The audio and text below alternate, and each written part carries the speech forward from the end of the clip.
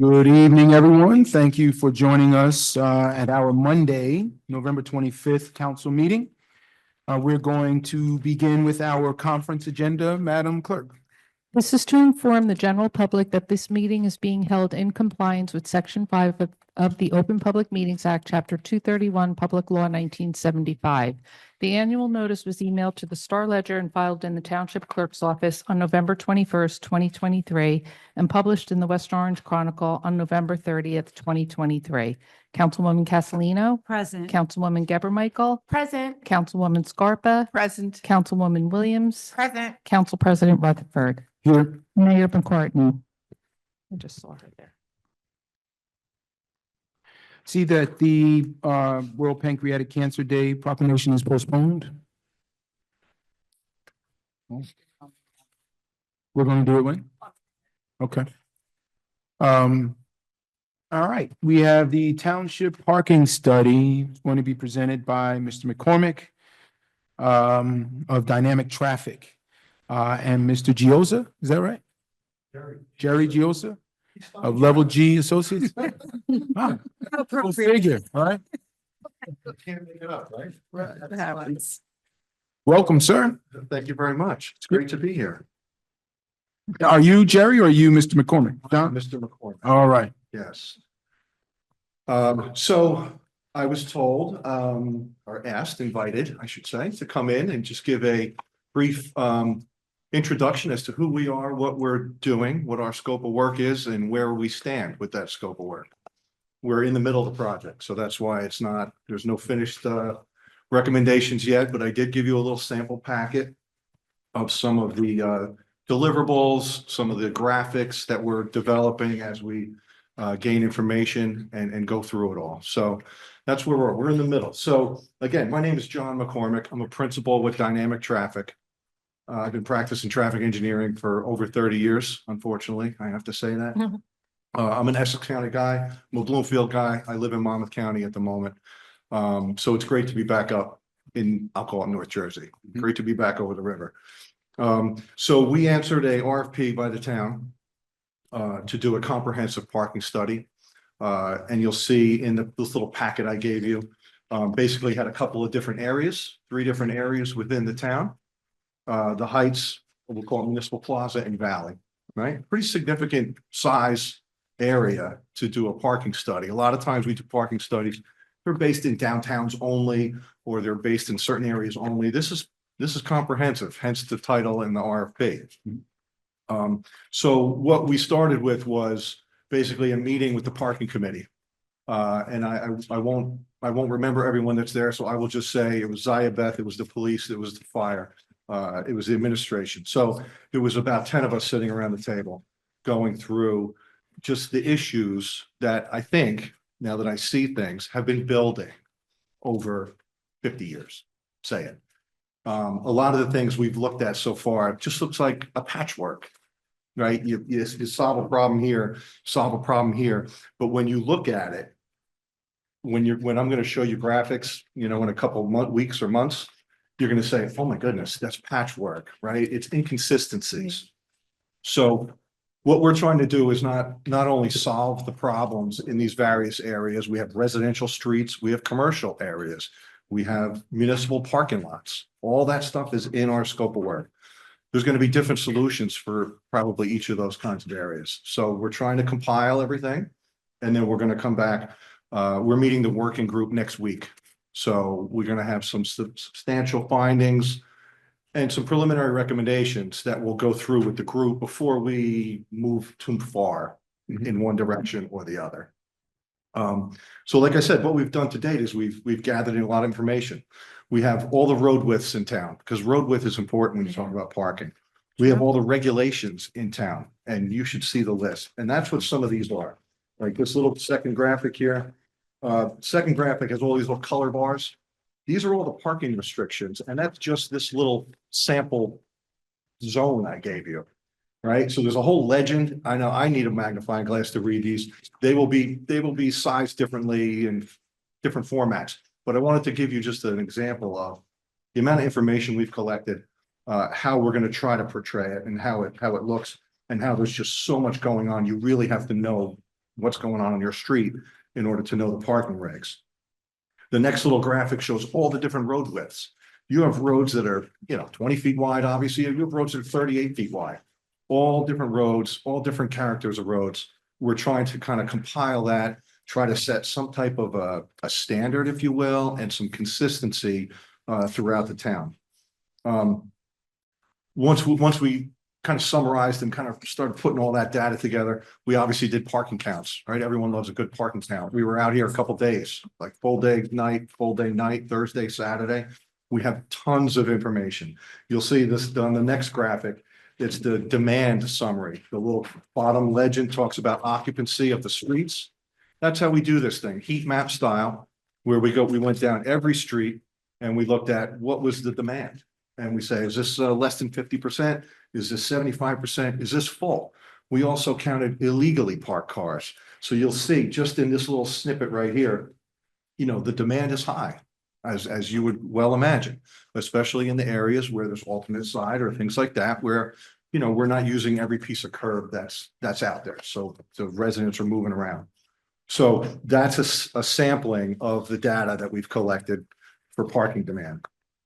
And then, as I mentioned, we have I think there's 17 or 18 parking lots, municipally owned parking lots. The next map just gives you those. And then the last two graphics are like the summary of those parking lots. Every parking lot was inventoried, whether there's regular spots, reserve spots, handicap spots, XYZ spots, whatever it is. There's a table here, that black and white table, second to last page, tells you everything about the parking lots. And then the last table gives you the demand by hour, by afternoon, half hour of all those parking lots, all those different types of designations. So we are at the end of our collection period, if you will. We're trying to sift through all of this stuff. You're seeing probably 1/20th of the data that we have collected, just as a sample. And that's how we're gonna utilize that data to work up some recommendations that try to make parking in the town a little bit more consistent, a little bit easier, and hopefully we can create some spaces. Right? We're not gonna be able to create land, but we can create some spaces if we change up maybe some of the regulations and some other things about certain areas. So that's, we're trying to figure all that out, trying to put together a little meeting packet for next Thursday, where we're going to bring preliminary recommendations to the parking committee.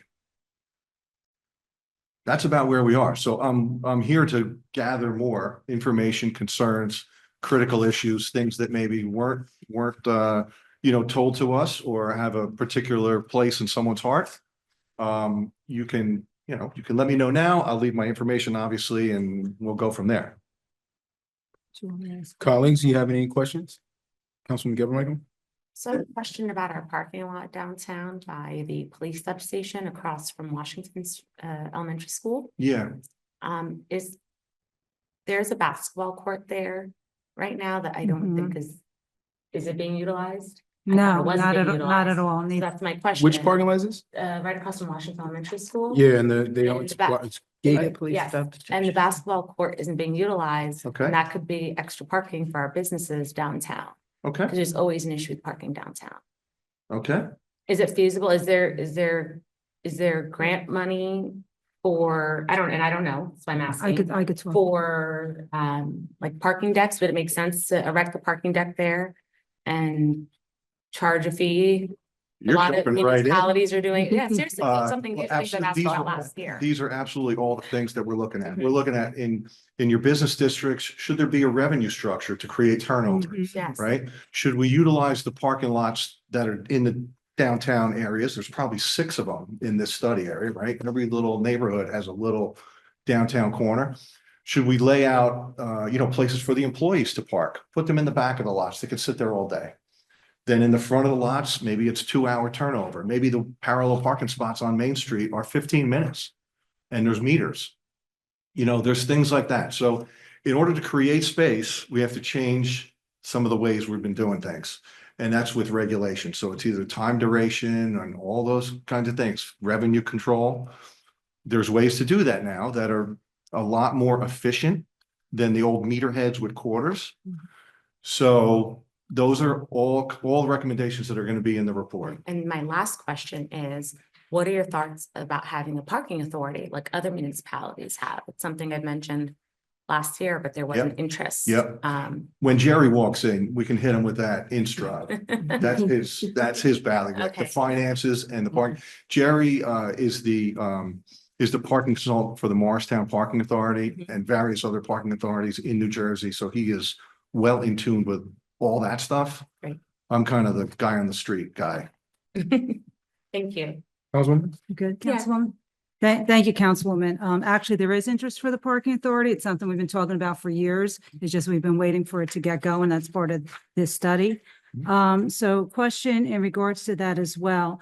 The basketball court is going to be going anyway. The engineer has a plan to reconfigure that space. So I hope that information was shared with you, and that's part of the TAP grant that we had received on Washington Street, because that's kind of, so I guess my one question is for engineers, what they're doing here. Are we speaking with the TAP grant writers, with the streetscape people of the plans that we have for Washington Street, number one. Number two, we talk about parking, and we have 10 spots in the lot over here, the Hanson lot, that are going to be reserved for one of the apartment buildings that we made an arrangement with. So I just want to make sure that's in the plan. And, Yes. okay, great. Well, And we're then, aware that this whole parking lot here is changed. Some of the designations are changing. They were changing as we were counting them. Some of the signs were changed, Okay, especially good. the, town hall lot. So yeah, we'll get that all formalized in Good. here and then evaluated. because I assume we're moving towards that app that, Well, I don't know if I'd make any assumptions, but yes, I think some sort of fare structure in the downtown areas and the municipal parking lots is a Yeah, reasonable and thing it's to good. think. What that fare and the fee is, I don't know, or time limits, what they are. Those are all the variations of, town to town, business district to business district. So, but yes, those are the ways that towns control, monetize, and create parking. okay. Mhm. And my last question for you, was there any mention to you, we have, or if you saw it in your study, we have a lot of commercial vehicles that park illegally around in certain areas around town, especially the downtown area. Okay. I didn't know if you had noticed any of those. I didn't per se, but I can go back and look through, we run dash cams when we do all of our things, so I can look through that. We'll talk with Ziaveth and see where I have to look. Was your particularly. studies all during the daytime hours or running at nighttime? No, we had Thursday all day, Thursday night, and then we had Saturday day, Saturday night. Okay, Yeah. because we do get complaints for overnight parking with commercial vehicles. Right. That's it for now. Thank you, Council President. Anyone else? Hmm. You good? You have a No, I question? have a question. Oh, you do? I do. Oh, please go ahead. Thank you. Mhm. So my question is more concerning the residential component as Mhm. opposed to commercial. I think commercial, we can figure out how to do what's best for the town, the businesses, et cetera. Mhm. I am very concerned about some of our residential parking Mhm. in the corridor that you've identified, especially as we get to the Heights locations. Sure. Just hoping that we do not monetize any type of residential parking. No, that's never part of the plan. Mm. I haven't seen Commercial. that even in the most urban of cities. That's usually not the plan. The plan in the residential zones here is we have to figure out and talk about alternate sides, street sweeping, one-way roads, two-way roads. We just have a lot of mixture of all those kinds of things. Mhm. So that's where I mentioned, you know, the widths of the roads and make some consistency and look at the road network. If there's good connectivity, maybe there's options to do something a little different so that the curbside space in front of people's homes can be utilized more efficiently. Thank you. Anything else? So I have a couple of questions. With regard, I want to follow up on the parking authority. And I don't believe Jerry's gotten here yet, but I'm assuming that in your recommendations, there will be some discussion of the pros and cons of parking authority and how Oh, that yeah. would work. Oh, yeah. Oh, Okay. yeah. It'll be pages, I'm sure, All right, and that would, because they're very different things, Mhm. agencies and authorities and Yeah. yeah, who does what and where the money goes and who's responsible for what. right, Very different. He knows the ins and outs of it all. and that will include enforcement or enforcement will be Enforcement is separate in other usually, spaces, but it's separate. It's usually through the police department. How do you want to, on a daily basis, enforce these things? You know, is it license plates readers that are on a police car? Is it someone driving around and checking the parking meters? You know, there's lots of different levels and, you know, sophistications. So we'll have an outline of all those different things, what we recommend or what we think fits, you know, A and B may fit here, but C and D don't. You know, it's about what the town is willing to, you know, institute as far as those regulations and as far as the money that is going to be needed to, you know, you need money to kind of collect the money. right, will there be cost and revenue estimates? Oh, yeah. Okay.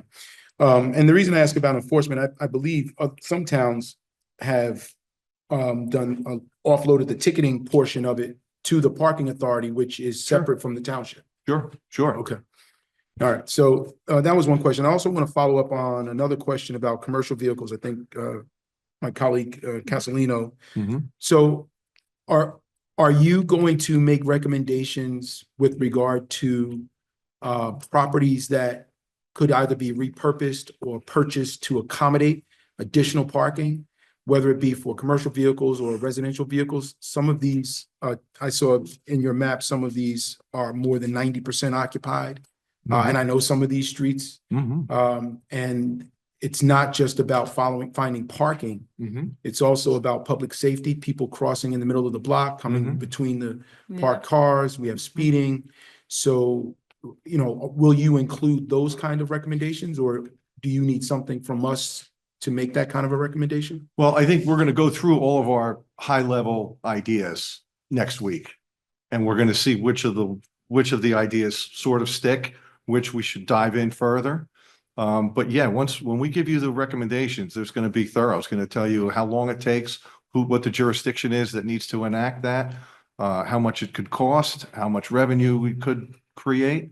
There's going to, I mean, that's how you make a decision, right? We're going to try to give you as much information as we can come up with. Gotcha. I think that's it for me. I think the other questions were already asked. I Yeah. do have a question now. Councilwoman? You know, as we think about this, we should be looking at it strategically, and we're doing a lot of development downtown. You know, Matrix is working on our film. And as part of that, I mean, I've said many times, we can't do any kind of development downtown without a parking garage. Mm. So we need to be thinking about what role that will take Mhm. and how we will work this thing Yeah. as a whole. Especially around Torrey Corner. Well, we'll definitely go through and you'll see there's like I showed you, the parking lot map on the back has your utilization, and you see that there's areas that are obviously 100% parked. Now, whether that's just unhealthy parking practices, it's hard to tell because anyone can park anywhere for as long as they want for free. So what we have to do is we have to figure out how downtown we utilize parking lots as efficiently as we can, meaning put the employees in the parking lot. How do we create turnover on Main Street in the parallel parking spots? I drove through, there was cars sat there my whole time I was here for 11 hours. So that's not healthy parking practices. No.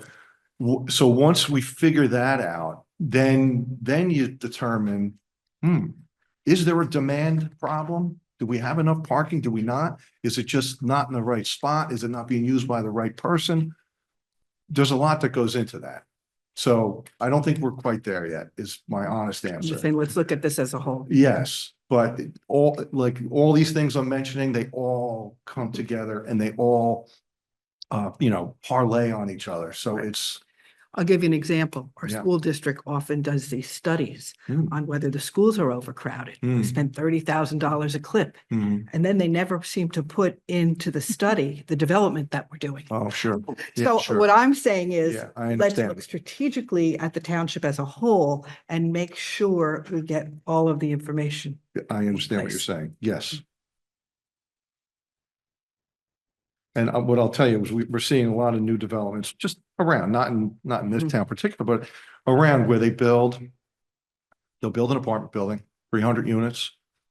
They'll build 450 parking spots inside the building. The owner of the building does not want to put the parking with the rent because that makes the rent go up. Some people don't want a car, some people want two cars. So we have a parking garage that no one can see because it's wrapped, which is nice, but no one can see it. There's 450 spots in it. There's 250 spots open. That would be And, Edison and, Walls. and some of the people are saying, well, the guy's going to charge me $100 a month to park in my own garage, but that guy will charge me $50 a month to park on the street. I only use the car twice a week. I'm going to come out of the building and park somewhere and not park in the facility that was built for me. So there's a lot of that happening in towns as well. So we'll have to dig in and see if some of that's happening in some of your newer buildings. I don't know if it is or not. Good, but- I like to see that strategic approach. Yeah, there's nothing worse than an unused parking spot, especially a garage built spot. Yeah. We have that So already. how do you take into consideration projects that are not yet built that may not even be approved? Well, we'd have to look at what the town's regulations are as far as requirements, right? Do you want them to put parking in the building or not? We'd look at that. Do you want them to be at 2 per unit or 1.25 per unit? We'd look at that. We'll look at, quite honestly, Edison Lofts, what's happening there, right? Yeah. That's a good example of what's going to happen in the future. Why would it be any different? Right. Well, with that particular project, if the parking spots were included with the rent, you'd have less people parking on the street. Of course you would, but it never is. Yeah. It never reality is. never is. It never is, because they want to say that the rent is $2,999. They don't want to say it's $3,300 a month. So it never is, because the guy that doesn't want a parking spot says, well, why am I paying? Executive Drive includes the parking, right? No. No, Do you have to pay for that additional for this? If you want to be in Okay. in the garage. You want to be in Yeah. the garage. If you want to be in the garage, but there's parking included with when you get Yeah. an apartment, you get a parking spot. Yeah, It's- the uncovered. The uncovered is free. Uncovered. It's Yeah. not regulated. Yeah, the garage you have to pay. The for. garage is extra. Right, so they're not gonna park at the mall. They're gonna park, Oh, of course. Right. yeah. No, the smaller apartment buildings, 40 units, 50 units, Oh, you got to this is put 60 400 spots on the units. bottom. They each one gets assigned to every unit and then there's 10 left over for guests. That's common. But in the Let me ask bigger you- buildings that have a 5-story garage, will your recommendations include recommendations for how we update our ordinances with regard to requirements for those developments? I think it will. Yeah. Yeah. We're going to dig in and say, well, you guys are requiring 3 spaces per unit. That's like not realistic anymore. And or whatever it is. Yeah. And that'll be based on the Yes. size of the development? Well, I'll have to see at what level we get into, but yes, Okay. we'll work with Ziabeth and the planning staff and say, that might be something that we look at. Whether we're going to give you the solution to it, I can't tell you that now. No, I But appreciate that. there's, there's a lot that goes into it. It's all intertwined. At the moment, you have a little bit of spaghetti and it's a little inconsistent. If we can at least just unravel some of that and make it a little bit more consistent, I think there'll be a dramatic change. Yeah, that'd be awesome. Well, I think that is the right approach, a holistic approach at the entire issue. You hit the nail on the head when you said we have a patchwork approach to this problem and honestly, many others. Sometimes it's whack-a-mole, you fix it here and it causes a problem there. Oh, that's right. We're dealing with that with some of the projects on Main Street now, so we Yeah. certainly want to stop that. Yeah. Looking forward to getting back whatever it is you have to offer the township. Yeah, fantastic. Any other questions? I don't see Mr. Jerry Giosa here. So we're just gonna, Jerry left me high and dry tonight. Madam Mayor has some questions? Great job. Thank you, Council President. Mhm. So, evening, hi there. Good evening. Thank you for accepting the invitation to give us this update. It Yeah. gives us a lot to unpack. I also wanted to ask you, I know that there's going to be a slide when the Public Information Officer gives information on Tuesday, December 17th. Councilwoman Castellino mentioned the federal grant, the TAP grant for Washington Street Corridor, Main Street. Okay, yep. There is a public meeting on Tuesday, December 17th from 7 to 9 here in council chambers. Talking about existing conditions along the corridor, talking about the project, about pedestrian safety, motorists, traffic. So it sounds like Right up my alley. might go in hand with what you just mentioned. So I wanted to bring that to your attention. Very good. Thank you. I received the letter tonight. Connecting all the dots. Sure thing. Love to. Yeah, you have the letter, council colleagues, in your package. Oh. Anything else? Administration? No? Thank you. Thank Well, thank you Okay. very much, Mr. McCormick. That's great. And, That was great. you know, if Great. there's anything you want to relay to Sure. me, I don't know the format, the protocol, but Zia Beth and everyone has my email. So. Perfect, will do. Have a great night, sir. Thank you. Thank you. Happy Thanksgiving. Yeah. Yep, you as well. Happy holiday. All right, it is now 7 o'clock. President, Yes, the mayor has a proclamation for for Small Business Saturday, which is this coming Saturday that she'd like. to Madam Mayor, present. Small Business Saturday. that's the name. It's two names. Show me what you It's Clearance, and Dottie, that was 100 days old. Two people passed away today, 103-year-old in my complex, so we should be moments. Aw.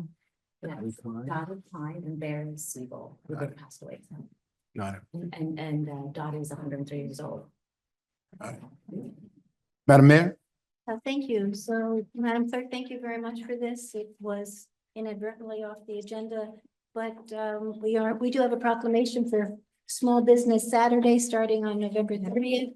Our West Orange celebrates local small businesses and contributions they make to our local economy and our community.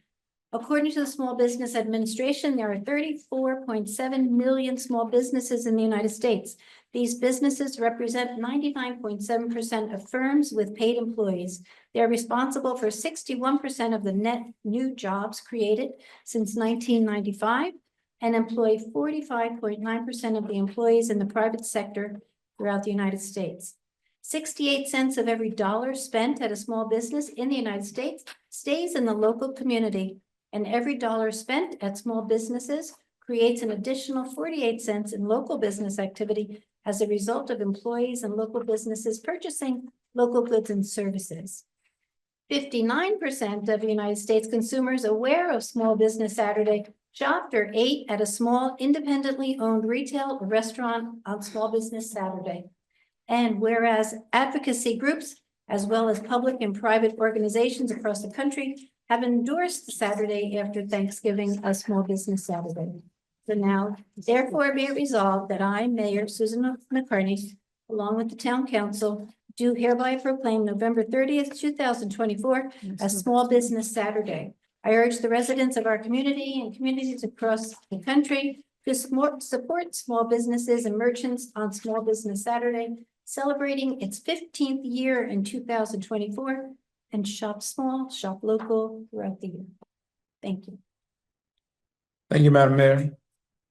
That will conclude our conference agenda. I'm going to ask my colleagues to give your liaison announcements when we respond to public comment, because the time is now 7:03. So we're going to enter into our regular meeting. Madam Mayor, I'm sorry, Madam Clerk. This is to inform the general public that this meeting is being held in compliance with Section 5 of the Open Public Meetings Act, Chapter 231, Public Law 1975. The annual notice was emailed to the Star Ledger and filed in the Township Clerk's office on November 21st, 2023, and published in the West Orange Chronicle on November 30th, 2023.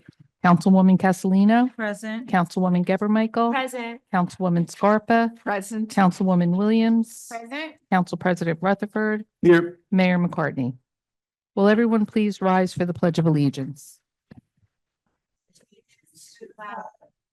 States of America, and to the republic which stands one nation under God, indivisible, with liberty and justice for all. The council is now in their public meeting. Thank you, Madam Clerk. We're going to begin as usual with public comment. Oh, yeah, yep.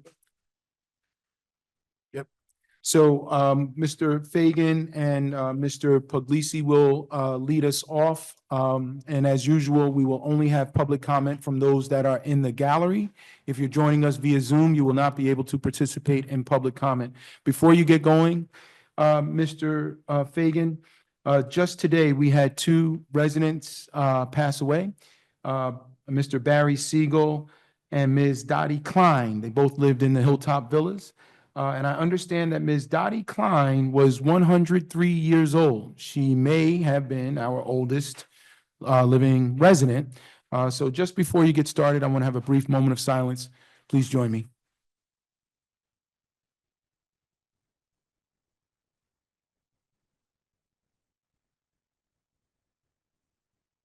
Thank you. And obviously, we extend our sincere condolences to both families.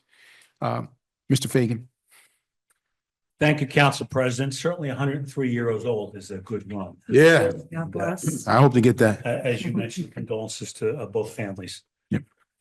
This, of course, earlier this month, we celebrated Veterans Day, and I'd like to point out that we'd like to honor those employees, township employees, fire department personnel, and police personnel who served our country and continue to serve our community. So we'd be remiss if we didn't point them out as collectively as a group. I received word today that the fire ban has been lifted by the New Jersey Forest Fire Service. This is certainly good news, but we still need to exercise caution when using outdoor recreational fires. And the West Orange Fire Department will still continue. If complaints of smoke are received from fire pits, they will still arrive on scene to extinguish the fires. I don't know if this has been an issue or not, but certainly it's good news that the fire ban has been lifted, but it's pretty obvious, but worth mentioning that we need to continue to exercise a great deal of caution. There's the Thanksgiving luncheon sponsored by the West Orange Chamber of Commerce coming up November 27th. At the Rock Spring Country Club. This information is posted on social media and the website. And of course, you may have heard this is Thanksgiving week. West Orange municipal offices are closed Thursday and Friday. And there's no garbage recycling on Thursday. That's Thanksgiving thing. Everything is closed. And there's no jitney service on Thursday and Friday. But regular garbage recycling schedule will return on Friday. I know I'm confused myself, but that's the information. This Friday, the 29th, there will be a family-orientated cultural celebration for the Palestinian people. That will happen Friday, November 29th at 6 o'clock here in front of Town Hall. As the mayor had mentioned, Small Business Saturday is coming up November 30th. We are all urged to shop local and certainly be mindful of shopping local all year round. Many great businesses here in West Orange. Mayor McCartney's office hours are coming up December 5th. I can't believe I'm saying December, but December 5th, and no appointment is necessary. Please stop in and discuss your concerns, suggestions, comments with the mayor. We are hiring school crossing guards. I was told earlier this afternoon that somewhere like 7 crossing guards were out last week, and that puts an additional strain on the police department because police officers have to cover high crosswalks. So if you're interested in becoming a crossing guard, please look on our website, or you can call 325-4050. There are several openings, and we'd be glad to have you. And there are benefits that come with this job as well. This information is on our website. The public is encouraged to attend the public hearing for Degnan Park and Colgate Field. Colgate Park, Thursday, December 10th at 6:30 here in council chambers.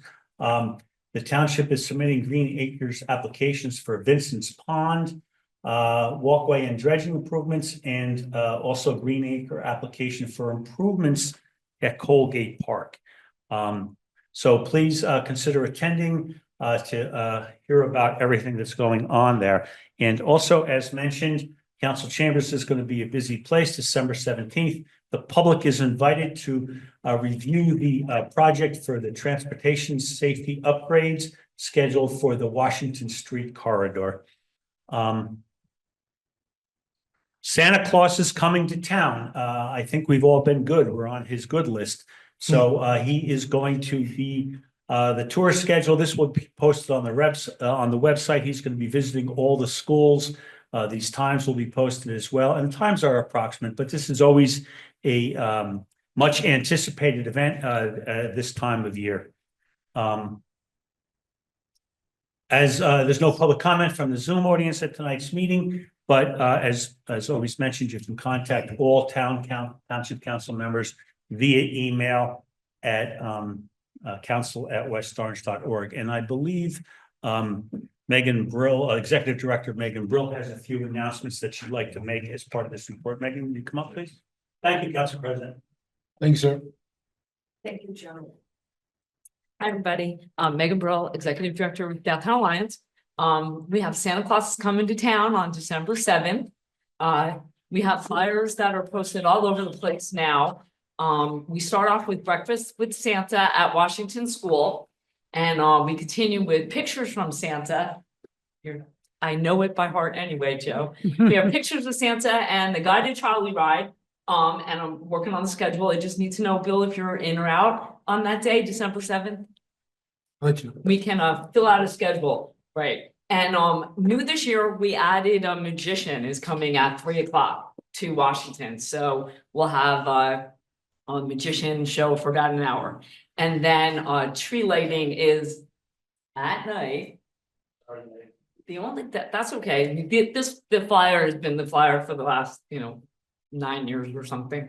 And then the new event that we brought out last year was Gnome Roam, where we hid 25 gnomes. This year we're hiding at least 30 gnomes. We have 30 businesses that have signed up to hide a gnome in their storefronts, and public has to go in and try to find them all. Once you find them all, you submit your the form that we filled out, that was filled out, and you have a chance to win. And we're doing some Apple iPad something or other, and a membership for person membership to the pool, which is like a protected thing that Mr. Keogh doesn't like to give to anyone, but he allowed us to be able to have that. So there'll be 2 or 3 prizes, and really just a way to get inside our stores and see how really nice some of the stores are downtown that maybe you didn't go to before.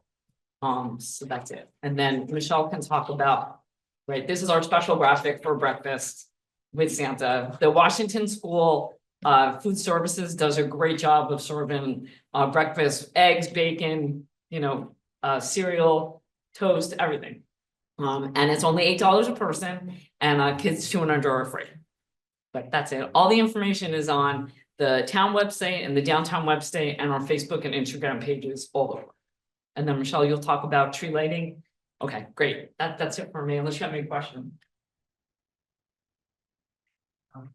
Thank you. Thank you, Mr. Puglisi.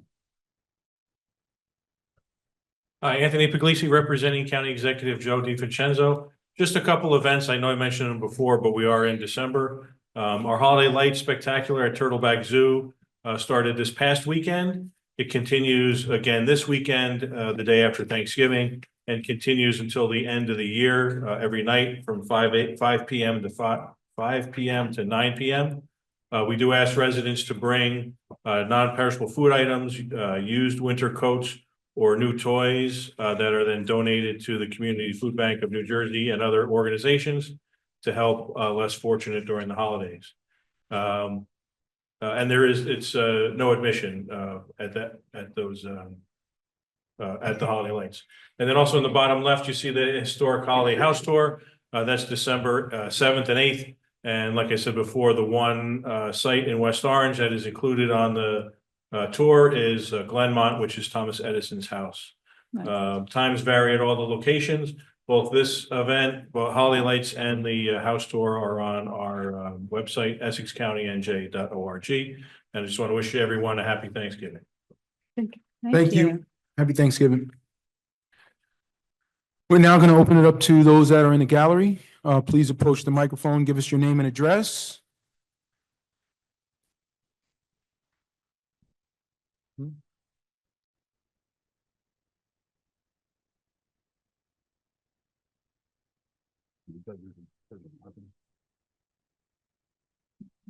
So yes, please just give your name and address before your public comment. Thank you, sir.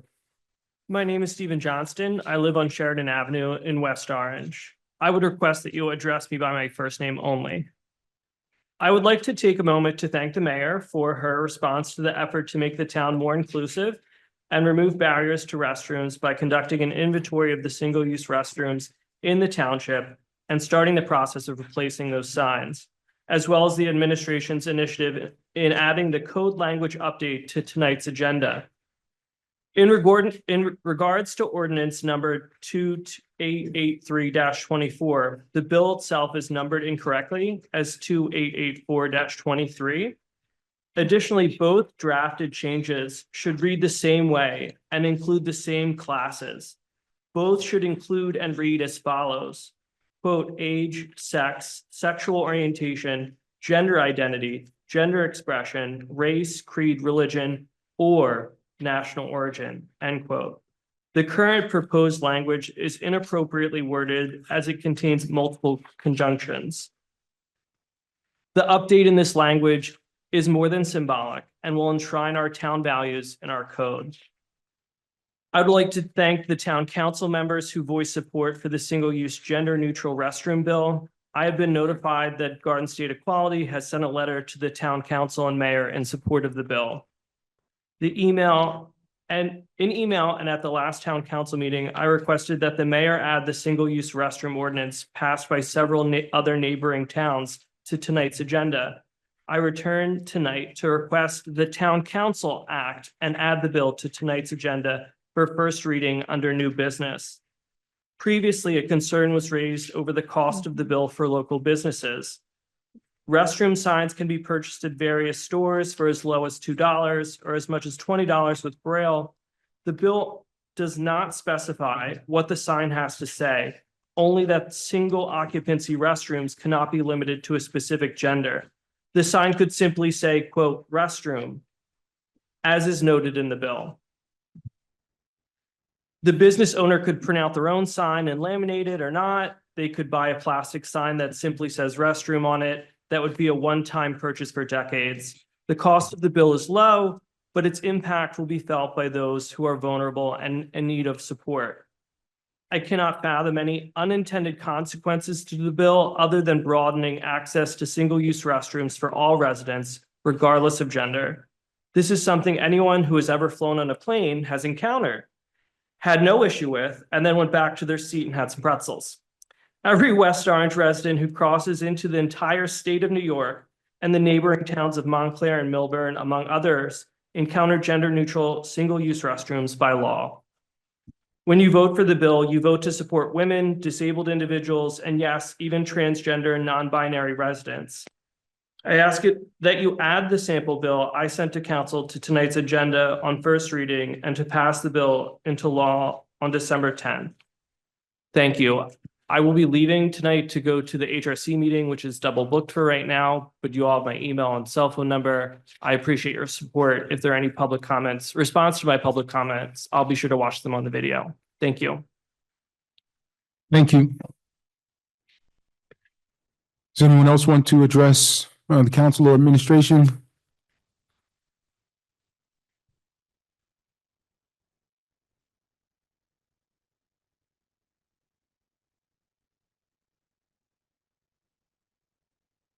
Good evening.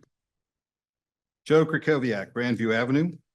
I request the council exercise extreme caution on the administration and request to borrow an additional $13.4 million on tonight's agenda. If approved by the council, this would raise the township's issued and outstanding debt to $178.2 million, yet another record. This would add an even more dangerous and onerous burden on the township's finances and property taxpayers. At the start of this year, our debt was just under $170 million.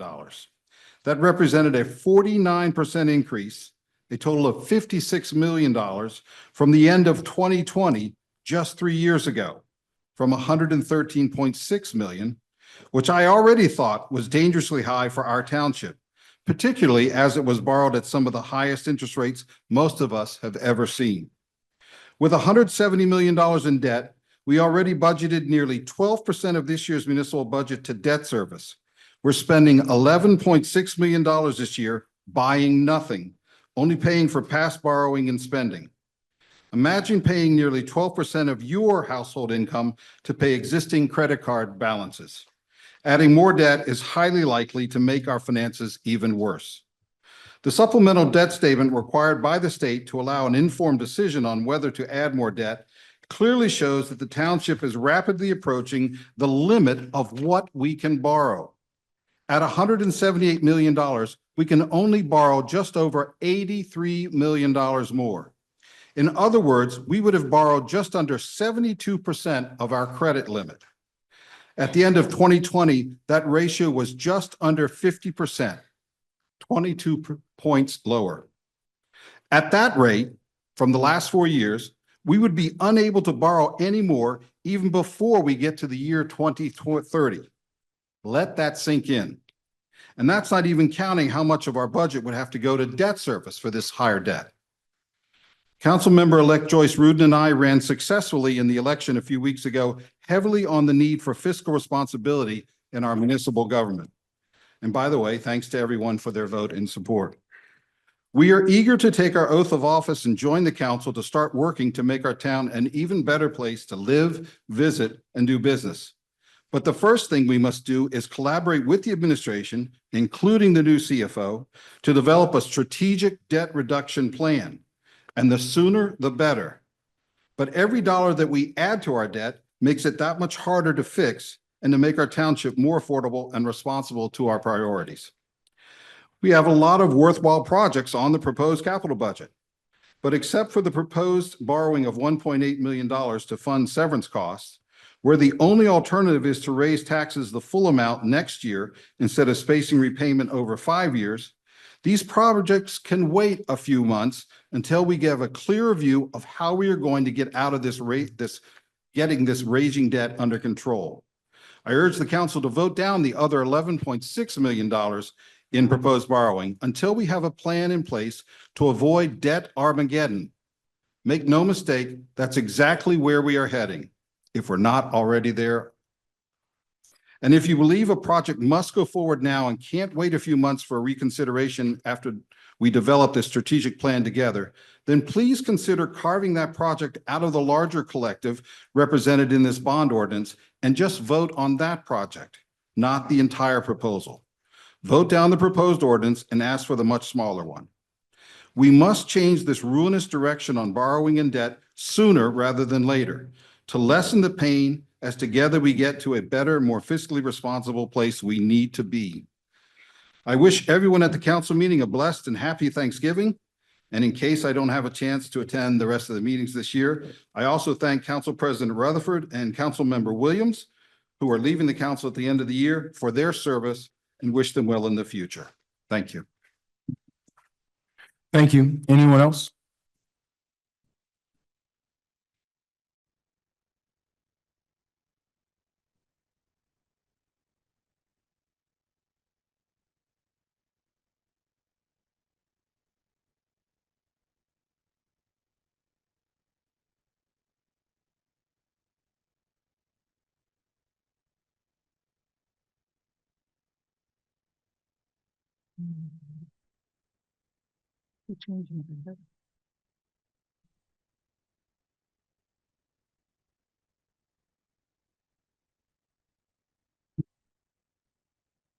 Lawrence Cohen, Lincoln Avenue, West Orange, New Jersey. I'd just like to comment a little more about the budget crisis we have and some proposals here and amplify what I've said before.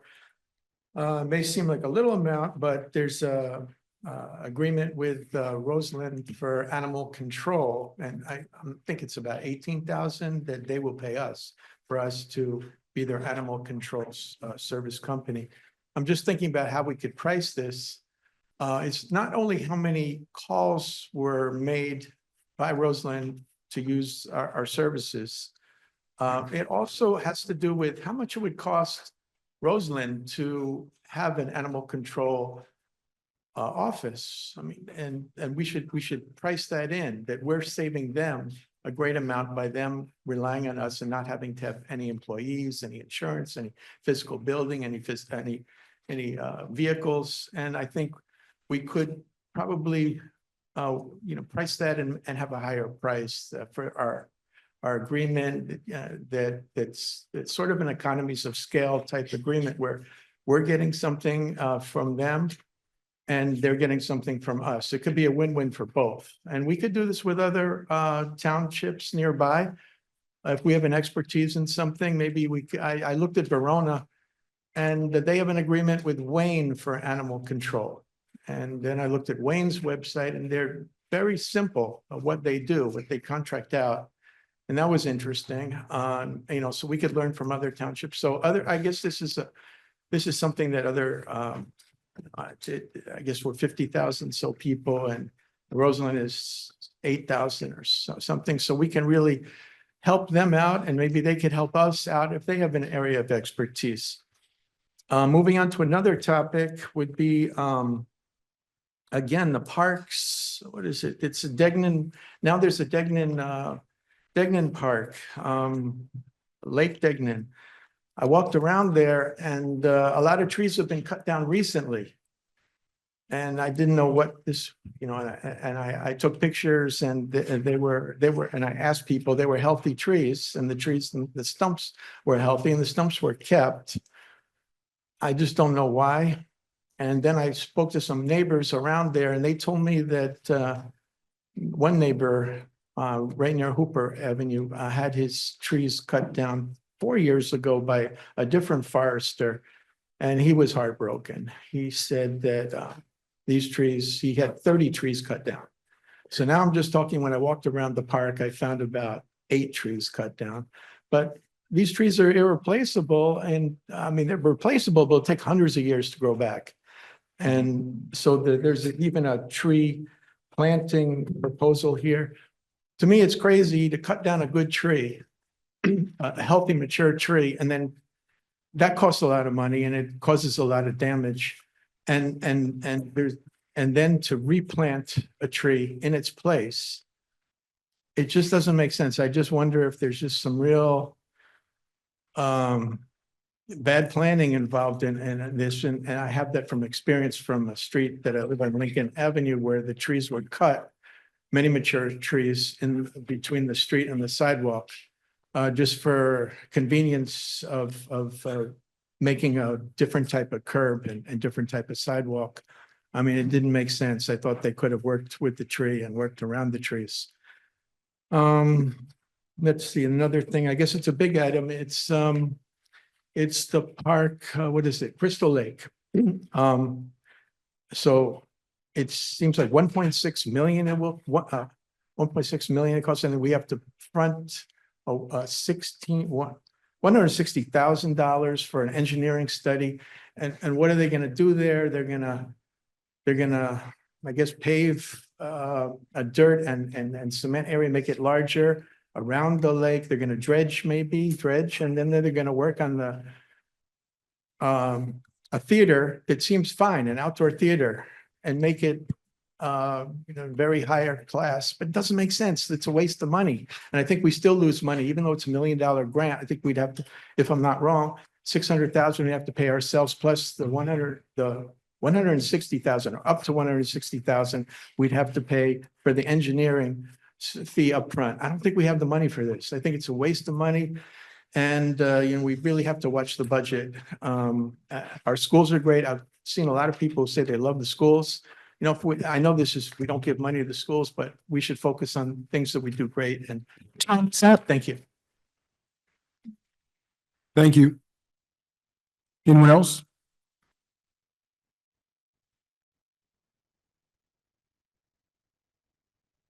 Okay. Kenneth McPherson, of the law firm Gibbons PC, 1 Gateway Center, Newark, New Jersey. Here tonight on behalf of West Orange Wellness LLC, in relation to resolution 322-24, granting West Orange Wellness a renewal of its local license, to operate a cannabis retail business at 26 South Valley Road, which is on tonight's agenda. Good evening, council, and Madam Mayor. Thank you for your public service. Each of you have done great work. It does not go unnoticed. Also in attendance tonight with me is my co-counsel, Ted Flowers, on the state licensing side. And also with me is Justin Minnick, who is the general manager of West Orange Wellness, who's been on site every day down at 26 South Valley Road. So West Orange Wellness submitted, as you know, the annual renewal license application, along with a check for the fee for approximately $3,000. West Orange Wellness anticipates that all the site improvements to the property will be completed before the end of 2024. The property's exterior is being improved by Grabowski Construction, who are on site today, will be on site tomorrow. They'll take a break for Thanksgiving and then they'll be back next week. They're working on an expedited schedule pursuant to a signed contract. To finalize the improvements at the property, which include a new parking area with a lighting conduit to bring the property into compliance with the township's lighting standards for safety purposes. Replacement of the entire sidewalk along the property from Nassau Street and Valley Road. That's also for safety, for ADA compliance. That was a specific recommendation of the township engineer. So that's being done. Installation of new curbing around both the parking areas. Regrading of the parking areas to comply with the ADA requirements and to improve the water drainage. That last point's important for winter parking. It gets wet there. The regrading of the parking lot, there's going to be a little bit more commercial traffic to these parking areas. They need to be safe. So that's all being done. Grabowski Construction is the contractor for the exterior work. There'll also be new landscaping and buffering around the perimeter of the property. And that's pursuant to a township approved plan. This work altogether constitutes much more than $250,000 of site improvements to bring a previously out of date commercial property previously used for office use into compliance as a state regulated cannabis facility. The interior renovation of the building is just about complete and ready for inspections by both state and township officials. West Orange Wellness plans to open to the public via soft opening in either January or February 2025. In just a few months, each of you will receive an invitation to the ribbon cutting. West Orange Wellness members and management currently operate 2 other retail dispensaries in New Jersey, each with net annual sales of approximately $5 million. Those are in much smaller municipalities. That's Runnymede in Camden County and Marlton in Burlington County. If you call the mayors in those towns, they will give them a good review. This location in West Orange is projected to have a conservative 5% increase over that number in net sales because of its location, the density of population, and a market analysis. There have been no corporate or operating changes in the submitted license renewal documents. As I said, Mr. Flowers will address that further. The local businesses in town have walked up to Mr. Minnick and expressed their optimism and anticipation, looking forward to West Orange Wellness opening, saying it will be a boon to the other businesses down in that area. We thank the council very much and the mayor and the administration for its support of cannabis businesses in town, which will very shortly prove successful. Thank you. Thank you. Good evening. My name is Theodore Flowers. As Mr. McPherson was saying, I am co-counsel for West Orange Wellness. He said pretty much everything I would say and did it much better. So I'll be brief. Where we are now with the application process, with the licensing process with the state, they've cleared all background checks with the CRC. So they're waiting for completion of construction where they can schedule a final physical site inspection where they'll check the alarm systems, check the physical structure of the building, and be operational. That usually occurs within 2 to 4 weeks of completion of construction and getting a CO. We submitted the renewal application. As Mr. McPherson said, nothing has changed from the original application that was submitted. As a matter of fact, I submitted the original application, participated in multiple Zoom meetings with the township, with the original council, the original commission. Nothing has changed from March of 22 when we submitted the original package. We're actually excited that this group has been able to endure some significant obstacles in terms of construction and just the licensing process in and of itself. So we're really excited to get started. Really excited that we're finally at the end of the road. Any questions regarding the application that was submitted, where we are with the state, the operating agreement, more than happy to respond to them. Other than that, No, that's fine. No, that's fine. Thank you, sir. okay, thank you.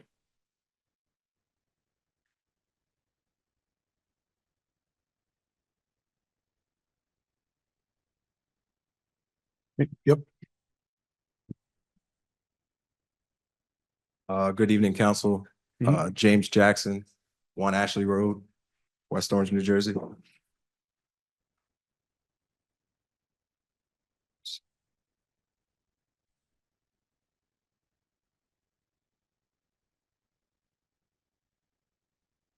I'm here tonight, speaking on 3/21/24 resolution granting application for local license to operate a cannabis cultivation business, Canna LLC. I am the CEO and founder of Canna LLC.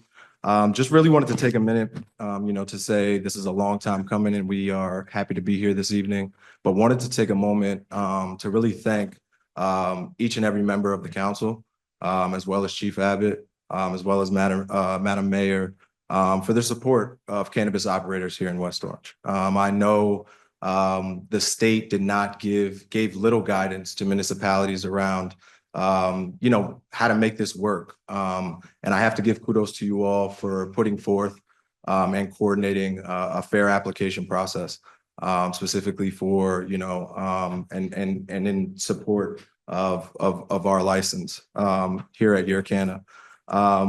Don't want to take up too much time. As you know, I know we are before you tonight with our resolution. But really just wanted to say as a team, made up of 100% West Orange residents, we are excited, to be a contributing member of this community and a safe and considerate operator of cannabis here in town. Welcome any and all questions and look forward to being of service to West Orange very soon. Thank you. Thank you. Anyone else? Seeing none, public comment is now closed. We will begin with our responses, which at your discretion may include your liaison announcements. We'll start in reverse order this time. Councilwoman Williams. Can we start in the other order? I'm not ready with my comments yet. Councilwoman Scarpa. Yeah, sure. Thank you, Mr. Puglisi and Mr. Fagan. It looks like December is going to be a really fun month. And to Megan Brill. I can't wait to see Santa and have breakfast. Stephen Johnson, I will leave it to the mayor to discuss any reservations she had about bringing the full request you have, but we are certainly in support of what we have on our agenda tonight. Joe Kukoviac, thank you very much. Again, when I got my supplemental debt statement, I was frightened and I was happy to realize that it wasn't the 190 that it looked like, it's only $178.2 million of debt that we have. I have the same concerns about spending that you have. And I've talked about it a lot. I think our first course of action needs to be a serious debt reduction plan.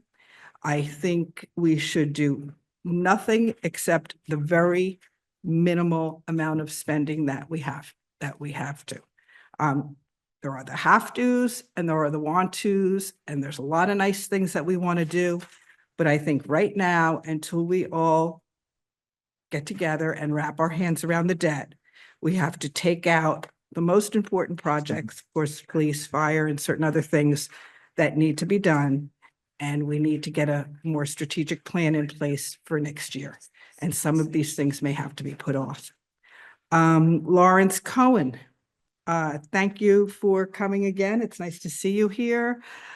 In terms of the animal control, I don't know. I think I'll let the administration address that because I don't know what other towns do, and I don't know exactly what the market rate should be for that, but it is interesting that you brought up, it would be nice to offset some more of our costs. But I think they probably have a better idea of how we could, what we should be charging them, and I'll ask them to address that for you. In terms of Crystal Lake, I have to agree. Given the current debt that we have, I think this project looks a bit too ambitious. We do want to get the $1 million grant money. I think maybe we need to scale this back. We definitely need more of a presentation from our administration of exactly what is planned here. I just think we need to look at it in more detail. In terms of the tree planting proposal, I do have some questions too. It's about half the amount of money is appropriated than we had put in the budget. I think we had put like 300,000 in the budget. And that's something I'll talk about later. But we do have to look at that. And I agree that we have to do better planning and we cannot cut down trees to make it easier to install our sidewalks and curbing. Mr. McPherson, West Orange Wellness, and your CANA, we're looking forward to supporting you in any way we can. Thank you. Councilwoman Geber Michael. Good evening, West Orange. Thank you to those of you here joining us tonight in council chambers and to those of you online. Wishing you all a wonderful Thanksgiving holiday to you and your families. So I'm going to categorize this instead of calling everyone out by name, just by the project. So first off, the amended ordinance regarding the I'm sorry, with what Stephen, said, because he asked us to address him by his first name. I agree with all of his comments. I'm going to make a motion in new business that we vote to place on the next agenda the single occupancy ordinance. I don't understand why it's not on there already. So hopefully there'll be support from the majority of my colleagues, if not all. And I'll leave that at that.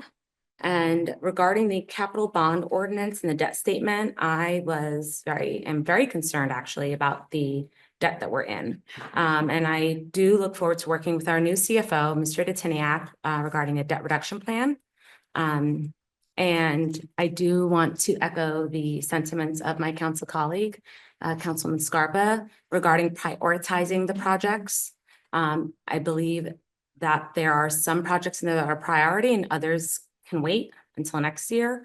I believe the public safety projects are a priority, you know, anything regarding our police and fire, in addition to money associated with grants, projects associated with grants, like the street pavements and but I do have questions, which I will reserve for the administration when we get there in the ordinance, because I want to make sure that if we're doing these projects, that we've worked with the utility companies so that they're aware of these projects, so we're not paving it and then they're coming back and ripping them open to work on whatever it is, whether it's sewer, whether it's PSC&G.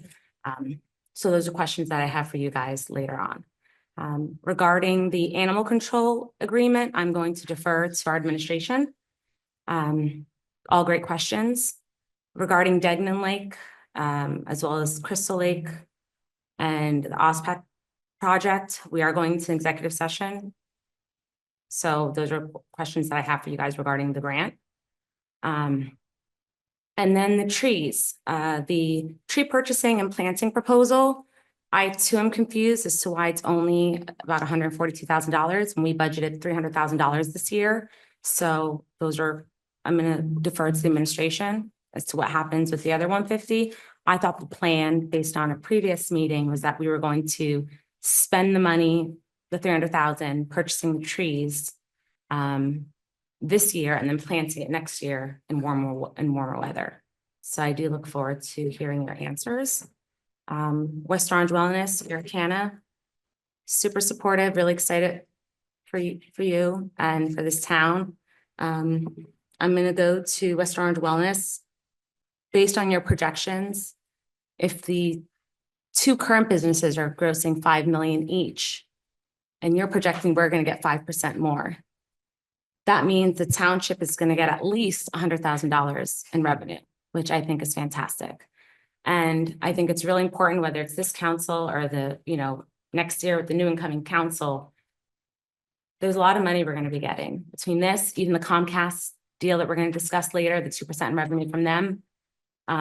We have to figure out what we're going to do with this money. I don't know whether it's to help pay down some of the debt, whether it's going to be used for projects in Parks and Rec or within our public safety, or even for trees. I don't know what that looks like, but that's money that's coming in that I feel like we can use, even planning for severance packages, right? We have the $1.8 million bond on tonight. So I think that's something that we should consider and discuss without pigeonholing ourselves. I don't know what the option is, but I think it's really important that we do discuss where this money is going to go into. Maybe it's a pot that we accrue to use for stuff like the severance package.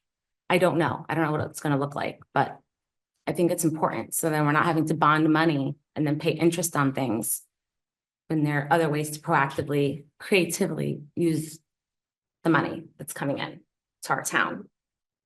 Let me see, give me one moment.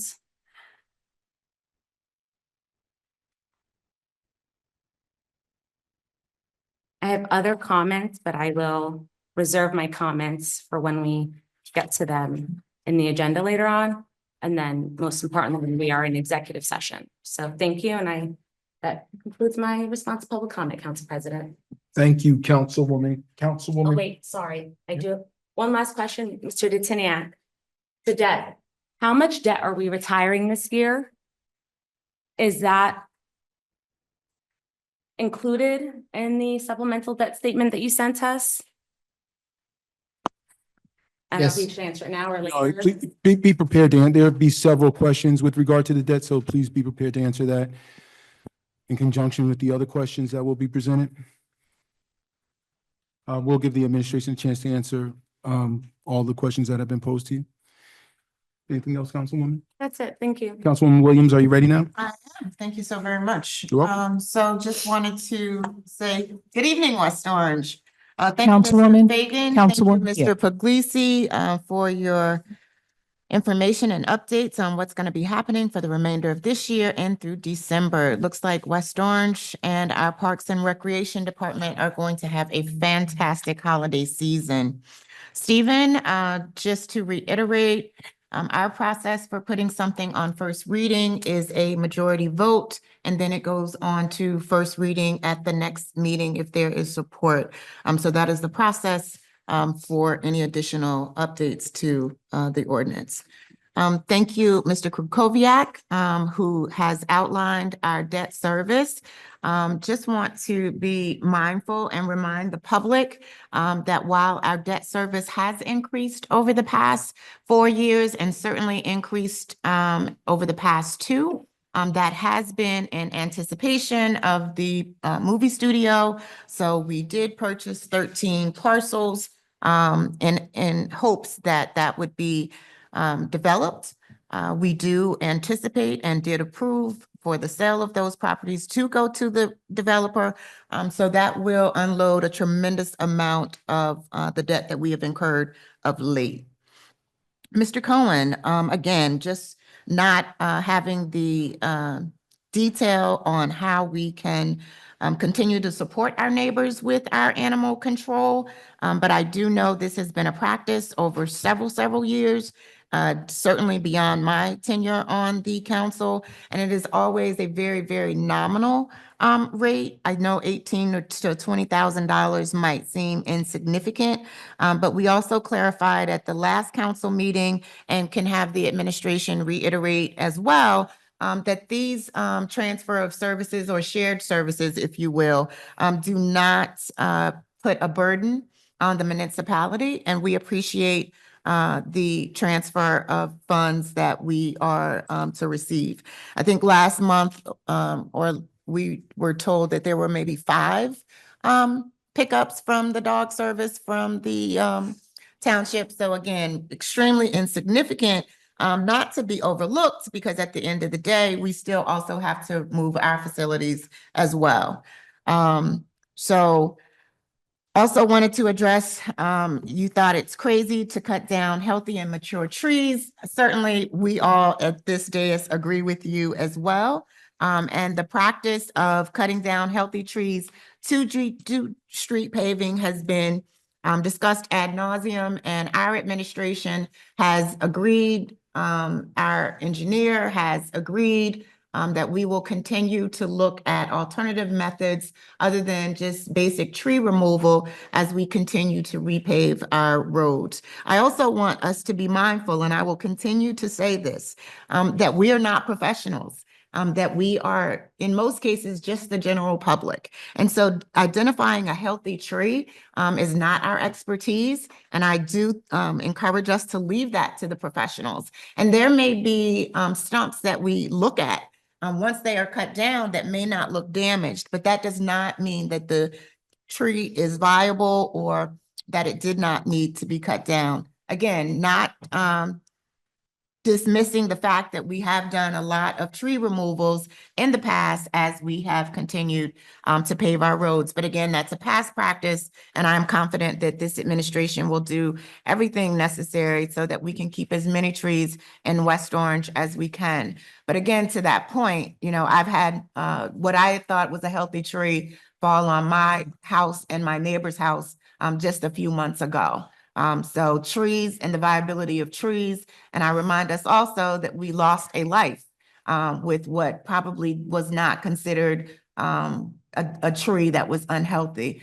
But we do need to just continue. And I think the administration has indicated that we do have a townwide tree assessment, just like we have had the traffic study this evening. And I look forward to understanding what is the true health of the many trees and forests that we have in our community. Again, with our cannabis, Mr. McPherson, on behalf of West Orange Wellness, as well as Mr. Jackson, on behalf of Yerkana, I'm looking forward to both of those entities coming to West Orange. I look back and we started this process many years ago. It's been a long time coming, and I appreciate your patience, perseverance, as well as the investment into this community. We know that there is a tremendous incentive for you to do your business here, and we appreciate that. We don't take that lightly, at least I don't, speaking for myself. And again, just welcome and thank you for your patience. I'm looking forward to a successful business, as you say, so that you can supply all the other dispensaries in our community with your product. It is a team effort. And then I also wanted to speak to the Crystal Lake. If the public isn't aware, there is a new business application that has been put in for the old bowling alley. So I am excited about doing a little bit of upkeep to the Crystal Lake area. My recollection, obviously, I've only been living in West Orange for about 20 years. But that was a facility, that was a public facility, ice skating, boating, and I think as much as we can do to encourage outdoor engagement, get our kids off of cell phones and computers is certainly something that I would like to see. And speaking of OSPAC, I served on the board of OSPAC many, many years ago. OSPAC has been in need of improvements over the past 8 years. The sound system was improved and again, modestly improved. The facility can certainly stand for additional improvements. A seating area for those who are mobility challenged is certainly encouraged. And it's really challenging, of course, how you balance your debt with some of the town-wide improvements that we're looking forward to seeing. And that is a juggling act. But anytime we have an opportunity to improve our outdoor spaces, I strongly recommend that we do so. And then again, just be mindful of the overall expense. You know, we do have an open space commission that does have funds that each of us as residents pay into when we pay our taxes to the municipality. So instead of just assuming that it would come from the town or that the town would incur the debt of some of these costs and improvements, let's always look to work collaboratively with the administration and see what other options and opportunities there are out there. And certainly open space funds could be a resource to make all of this improvements for our public spaces a possibility.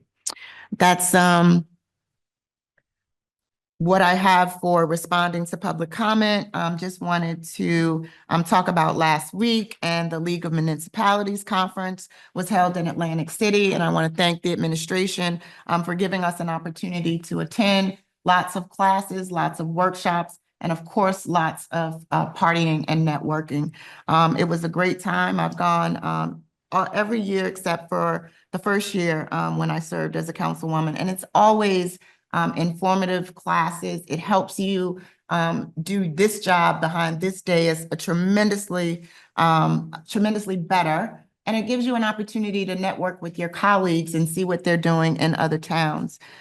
So I think as I look back over the last 4 years, it's just been a pleasing experience. And I want to thank the residents of West Orange for your trust in me. And I look forward to continuing to serve throughout the end of the year. Thank you. Thank you, Councilwoman. Councilwoman Castellino. Thank you, Council President. First, I want to start off with our cannabis entities. Congratulations for getting to this point so far. And I appreciate the information that I had requested about the operating agreements. Very important. As I said in the past, and I know that I've spoken to one of you today, it's about us knowing who all the stakeholders are and them having a vested interest in this endeavor.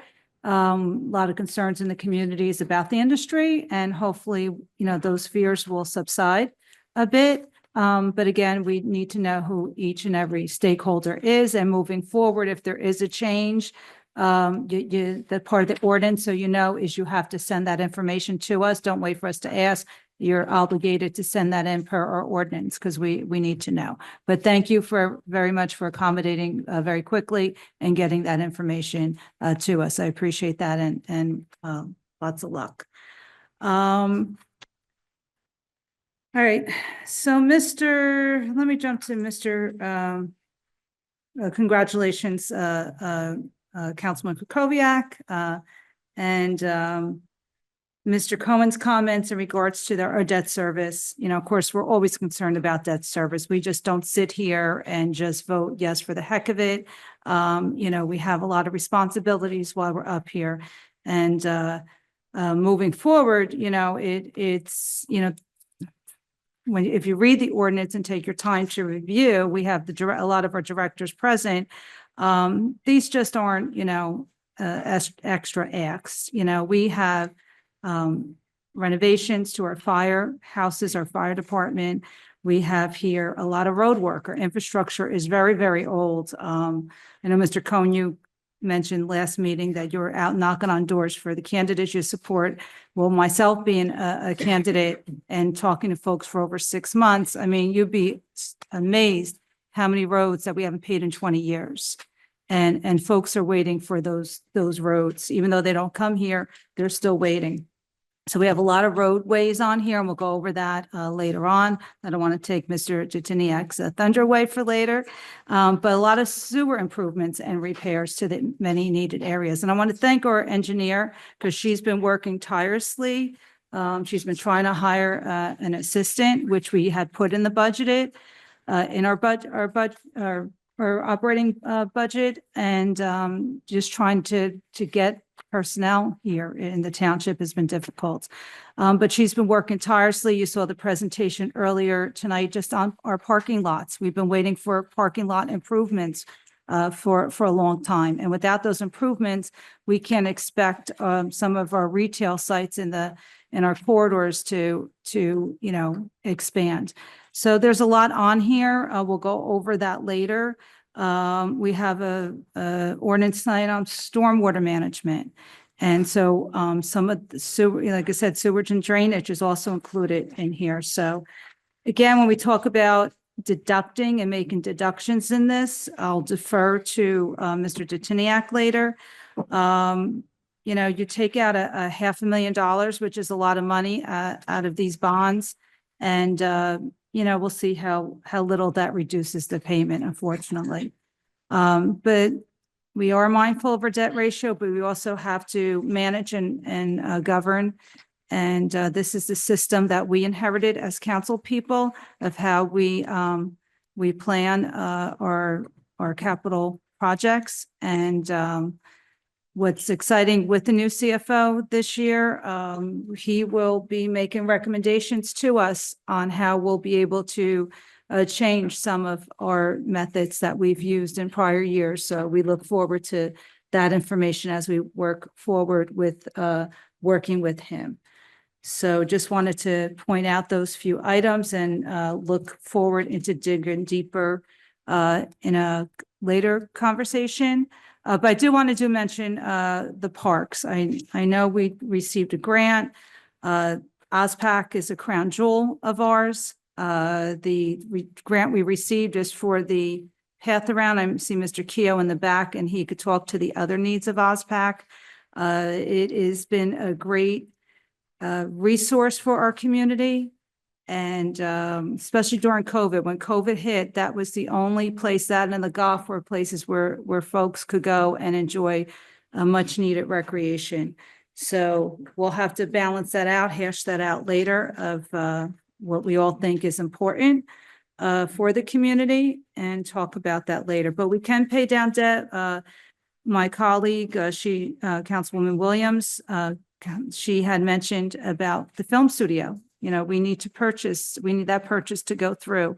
That will pay down some of the debt. We also have Green Acres funding coming our way, and Mr. Jatiniak could talk to that as well later on. So we do have some plans, and we're just not sitting here being reckless. We have to manage and operate the township. So I look forward to those conversations. Let's see. Stephen, I know he had to go to the other meeting. Just so my colleagues know, Ms. Brill had already started inquiring to some of our business owners in regards to the single stall bathrooms. And so we were two in Atlantic City last week. I didn't realize you were down there. We attend a lot of our classes as well. So we didn't get a chance to dig deep last week. She started a few conversations this week, and I believe we're going to meet with him next week, Ms. Brill. And we'll be able to expand that conversation. We just want to see how it's going to affect some of the business owners. We don't intend to be a big effect, but something we could talk about later. So with that, always just want to check in. Saturday, as it was mentioned earlier, Mr. Fagan mentioned, is Small Business Saturday, and thanks to the mayor for the proclamation. You know, we talk about helping our businesses. You know, shopping local is one of the best things you could do for business owners. We have a lot of restaurants in town. We have a lot of hair and nail salons. We have coffee shops. A gift card is a great gift with the holidays coming. Coffee shops, a lot of them have their own brand of coffee, which makes nice little gift baskets. So go out, support our local businesses because they could sure need the support. Look forward to next Saturday or 2 Saturdays with Breakfast with Santa. That's always been a great event. We appreciate Benji's coming out to do the pictures for the kids. It's always so joyful to see them coming in with their little suits and dresses. And it's, for some families, it's a tradition. And for some families, it's the only Christmas card picture they'll have with Santa. So it's very, very heartwarming. It's a great day. I appreciate all the support, but we do need volunteers to help to get us through that weekend. So anyone who is interested in volunteering, it's a great way to give back to your community. We need volunteers for Friday night, the 6th, to help set up a Washington Street School. We could use help Saturday during the day, and especially a cleanup time at 4 o'clock in Washington Gym. So if you have an opportunity, reach out to Ms. Brill and come on downtown and catch your energy, because it's going to be a great day. Thank you, Council President. Thank you, Councilwoman. I want to thank everyone that participated in public comment, especially Mr. Fagan and Mr. Puglisi. Mr. Johnston, as you know, I am in support. I agree with you. I'm sorry, Stephen, and I have the note right here. And so I have a splitting headache. I am not well tonight, and I may not make the entire meeting. I've already discussed it with one of my colleagues. So I do need a little bit of grace. Stephen, I don't see why the cost would be even considered, given how little it is to change a sign. And even if it were a significant cost, there are some things that are worth paying for. We claim to be a stigma-free town. We claim to be a hate-free zone. And then when we have opportunities to actually act on that, we debate, which makes very little sense to me. Mr. Krakowiak,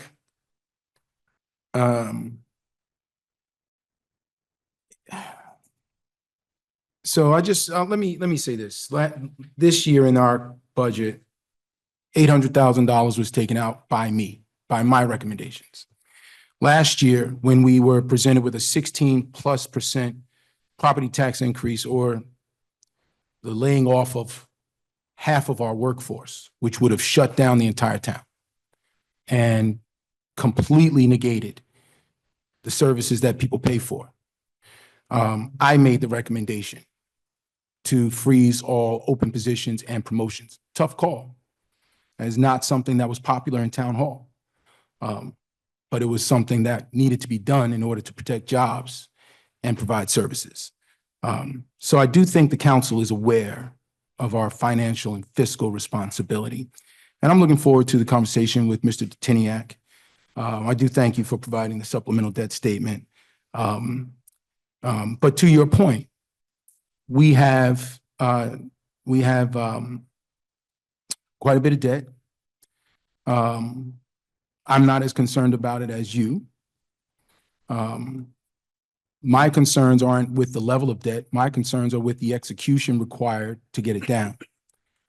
The integrity behind the plans that are stated, when they are stated, that incur that debt. When I can't remember which colleague mentioned it when we purchased the properties for the movie studio. What we were told at that point was we would own those properties for 6 months. That was over 2 years ago.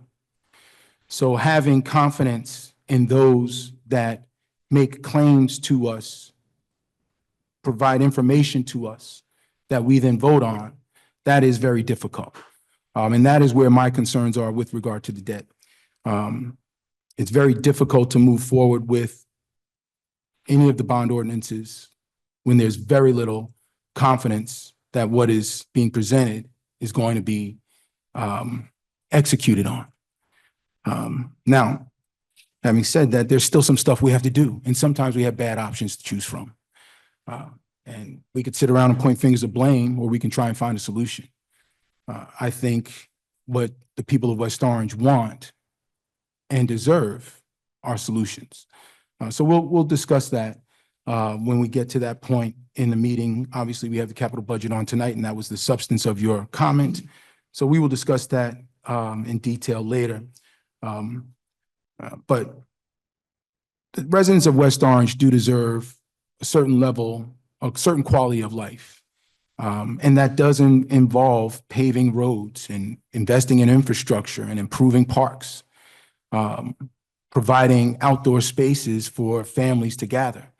And I've been very clear about what my priorities are in that regard. I look at the neighboring towns that are similar to us. And in each one of those towns, no matter what neighborhood you live in, you can walk to a park. You can't do that here. We don't even have sidewalks in many of these neighborhoods to make it safe to walk to a park. So we do have to make those investments. And sometimes we have to do it in difficult moments, and that takes a tough call. And sometimes the right call is to say no. And I've said no. My colleagues have said no. And I expect when no is the right response, that you'll get that from not just this council, but future councils as well. Mr. Cohn, with regard to the animal control ordinance, we did receive the data from our last meeting regarding the number of calls that were required. Now, back to what I just said to Mr. Krokowiak, we have to have confidence in the data. But the data that has been presented to us shows in 2023 was the high watermark. 9 total animals were housed at our facility. The low watermark is 1, and that's year to date in 2024 and also in 2021. So it's not, at least from a impounding standpoint, taking control of the animal and housing the animal, it's not a heavy lift. I don't know, and what I would like to know is what our, how much of the patrol, how much of that work is proactive on our animal control officers. I know our guys ride around town and they do, various things while they're out patrolling. I'd like to know what that responsibility is in Roseland, and if that cost is commensurate with the service that we're providing, then great. And if it's not, then maybe we need to make an adjustment. So when we get to that point, I'd like the administration to respond. I was not aware of the tree cutting in Degnan Park. I would like to know if it was done in compliance with our tree ordinance. And now let's look at Crystal Lake. All of these are important assets in town. Crystal Lake is an underutilized asset. So could it use some support? Absolutely. If we have grant money that's time sensitive, meaning if we don't take it this year, we may not get it next year, or who knows when we'll get it, that might impact the decision. But those are, improving Crystal Lake, while it is not a necessity, it is still an asset of the town. OSPAC is adjacent to it. And I believe in the one-touch philosophy. So if we're going to do OSPAC, we should do the entire property. Just get it over with and be done. Do it one time and not have to revisit it. And generally, when you have scale, you get cost saves. So So my expectation would be doing the entire project would probably cost us less than doing a portion of it now and another portion of it down the road.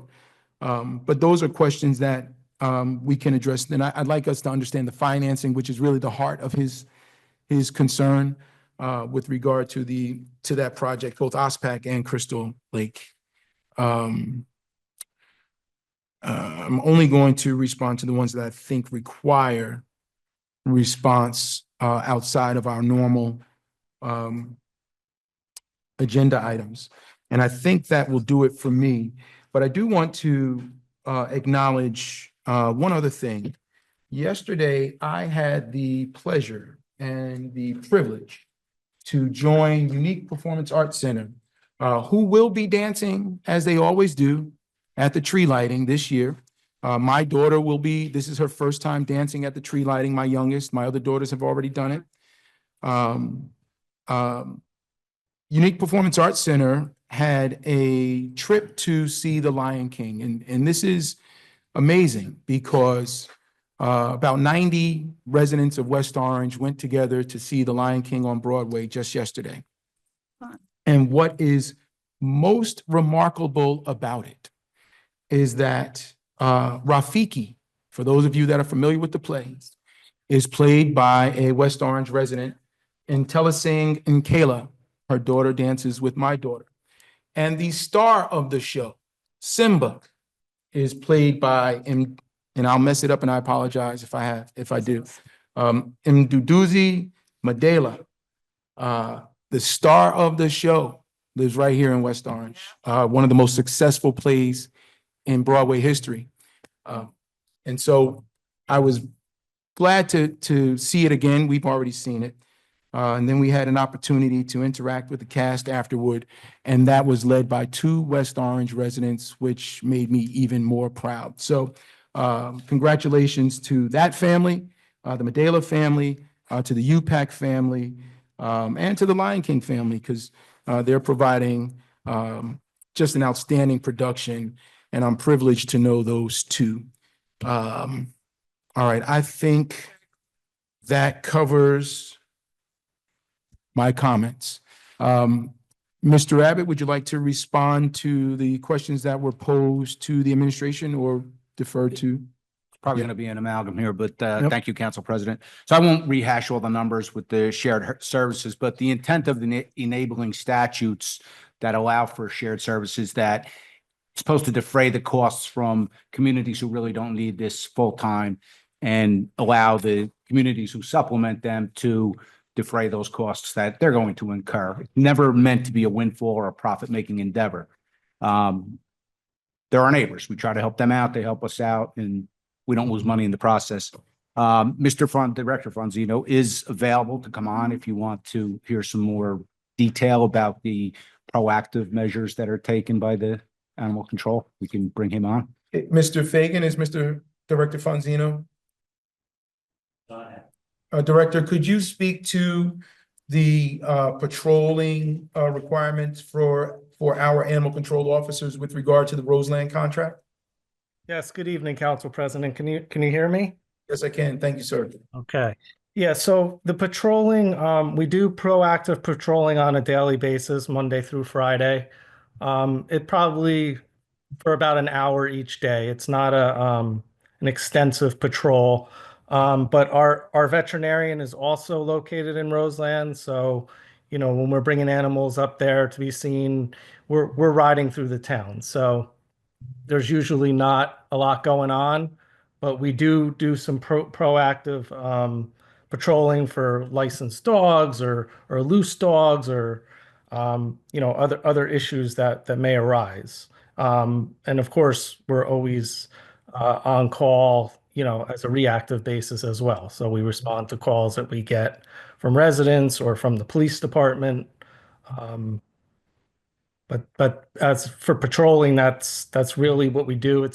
They sign in at the police department when they enter the town, so the police know that they're there, and they just ride throughout the town, looking for different things that could be issues.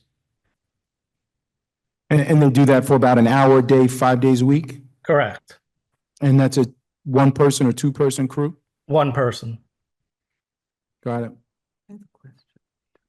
Sure, Councilwoman Scarpa? Yeah, could you just estimate the overall cost to run the animal shelter with the patrolling, the facility itself? Councilwoman, with all due respect, I don't have those numbers in front of me. I Okay. could certainly get you that information, but I wouldn't want to give you a figure and it be not accurate. So That's okay, you can can I email get it. that information to you, maybe tomorrow? Yeah, sure, anytime. Don't rush. I just want to know. Okay. I think it's something to look at. Well, we did, It's probably. we did it in the budget. It's in the Yeah. budget, but I just didn't remember. Yeah. And I thought maybe he had an idea off the top. I'll try and look it up. Does anyone else have a question for Mr. Director Fonzino? Thank you, sir. A one-person crew, 5 hours a week, 52 weeks a year. I mean, that's essentially, that's probably about 5% of our labor cost. And I'm doing a quick in my head, and I do have a headache. And so if it is, it's probably 5% or less of our labor cost. Given that we have on-call, and we have two animal control officers. So yeah, I hope that helps answer the question with regard to the cost. I'm happy to entertain when we get to that point, if there are some recommendations to increase it. But yeah, I do think, Mr. Abbott, your explanation is sufficient. Thank you. With regard to trees, as you know, at least as well as I do, we probably have the most comprehensive tree ordinance in the state of New Jersey. We have 142,000 put aside to plant 248 trees of 1 to 2 inches in diameter. 57 of them will have root barriers. So years from now, we have the infrastructure to keep the sidewalks from buckling and the streets, and these trees won't have to be cut down the way we've seen in other areas. Our tree expert is hoping to do this as early as December, but to Councilwoman Geber Michael's point, yes, this could go into the spring, and that's why it was important to get this on and have it set up so that we could do it in the spring and we wouldn't lose the money that wasn't spent in the 24 budget. I don't know if you were specifically talking about the 300,000, but when I just spoke to the CFO about that, when we drilled down deeper, that was not 300,000 solely for trees. There was equipment and different things in there when the budget was passed. So that's why it's 142,000, not 300,000. Chief Abbott, let me just provide a little more detail. Sure, if you would, thank you. What we discussed. In resolutions 45 and 46, 2024, when we appointed emergency tree removal services, we did encumber funds for those tree removal companies, and we've roughly encumbered 160,000. So that's the other piece to the 300K. At the time, I think, when we spoke in the meeting, that wasn't accounted for, that 160,000. Or at least I didn't know about it. So, it was a miscommunication there, but obviously that money, we're not going to spend 160,000 before the end of the year. I hope not. So some of that will free up at the end of the year. What were the numbers on those ordinances again? 45 and 46? My apologies, 46 and 47, resolutions we did back in January. Got it. Appointing those tree removal companies. Thank you, Mr. Councilwoman? I have a question regarding the type of trees. You know what? I will defer. I'll wait till we get there in the agenda because I'm going to pull this.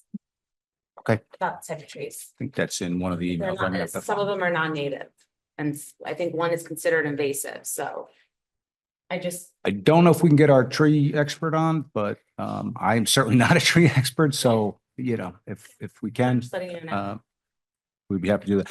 Are there any more questions about the trees? No. So the final issue would be Crystal Lake. A few weeks back, I got a call on my cell phone from Senator McKeon, who said, if I can find you $1 million in the American Recovery Act, that's going to go back to the federal government. If it's not spent here in New Jersey, can you find a way to spend it? And it kind of had to be something along the lines of a Crystal Lake. I mean, we couldn't just plug a budget hole or anything like that with it. Yeah. So I said, if you can find us $1 million, we'll find a way to spend it. When we put everything together with our town engineer and our recreation department and so on and sat down and brainstormed it, we came to, the high side if we said 1.6 million, but there's enough money in the open space accounts to cover the 6. So there's no direct implication to the taxpayer. I mean, if we're going to take 1.6 million and turn OSPAC into, I won't say what Joe D has done with Cherry Lane, but something on a smaller scale, the residents of West Orange, I don't know how you say no to that, but that's a council decision, not mine. And just for clarity, it's $1 million as is the grant. That's the money that's coming to West Orange. The 600,000 is our portion of it, and that's going to come from our open space recreation funds. Correct. And Council President, I mean, and I'm not encouraging this, but if you didn't want to spend the open space money, you could probably do a much smaller scale project, but I don't think it would, it's not going to be what it could be. You have the 600,000 in open space to really make this a venue, to make it a real destination. I would think you'll want to do that, but once again, that's a council decision. Can we get a copy of the grant? Councilwoman. Oh, I'm sorry. Councilwoman. Well, that's exactly what I was gonna say, is can you send us a copy of the grant? I don't have See it. I mean, everything's been emails between Senator McKeon's office and myself, and Could this you is ask the him to American send us Recovery. council? I can ask him I'm to send supportive you. of this project. I just would like to see it. And I if understand. we have the open space money, if we have the 600,000, to me, it's a no-brainer and a win-win, so. And In a just so that, perfect, I'm sorry. I was No, just you saying, in a perfect world, it's ready, aim, fire. Sometimes it's, get your missiles in the air and worry about aiming them once they're up there. We have a deadline that I had to make a promise that if we take this, we're going to have this project completed by December 31st of next year. And, this tonight really is just about the engineering, the first step, the first phase. So if you're committed to it, I mean, it's really the finer details of whether there's going to be fishing piers and bathrooms, and that's all down the road. It's not really for tonight. and that 600,000 includes that 160 that you're talking about from tonight? I believe that is our engineer's here to speak about that. Director? I'll defer to her directly to cover that, but that's my understanding. Director? Does that 600,000 that's coming from open space, is the 160,000 we're voting on tonight, is that included in the 600,000 that we're expecting to pay from open space? Yes, it should be included in every single one of the estimates. When we do them, we come up with a total project cost, and then we include about 10 to 15% for construction and also for engineering design. So yes, it is included. The soft costs. Got it. And just so we could, thank you, Director. And just so that residents are clear, open space rec, we pay taxes to put money into that account. So you've already paid for those funds. I think 2 years ago, we increased the assessment for open space. I can't remember the details. Can you, does anybody remember, Mayor? 0.5%, and we increased it. It was 0.5% and we increased it To 1%. to 1%. So that's what the money is meant to be used for.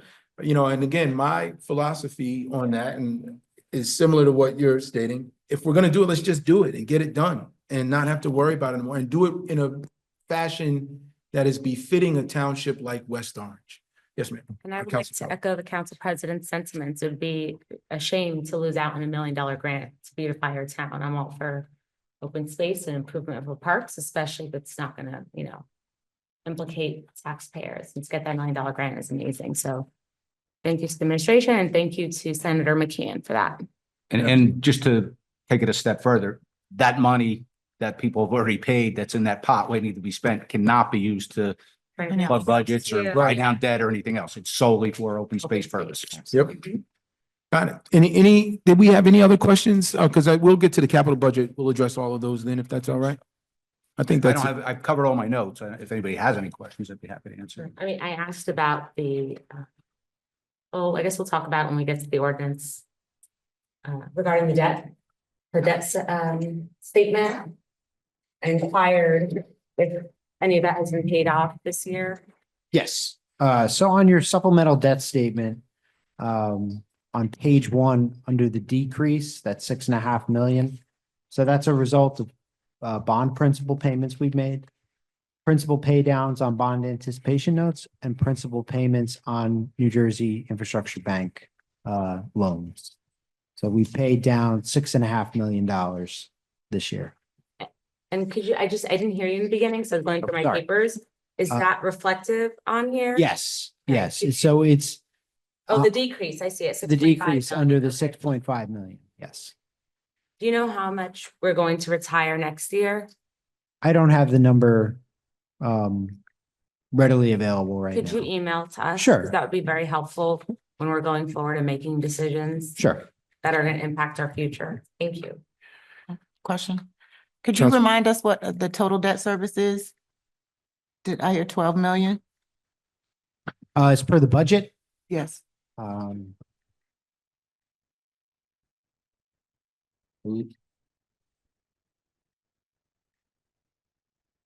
Want to be accurate when I give you. Not a problem.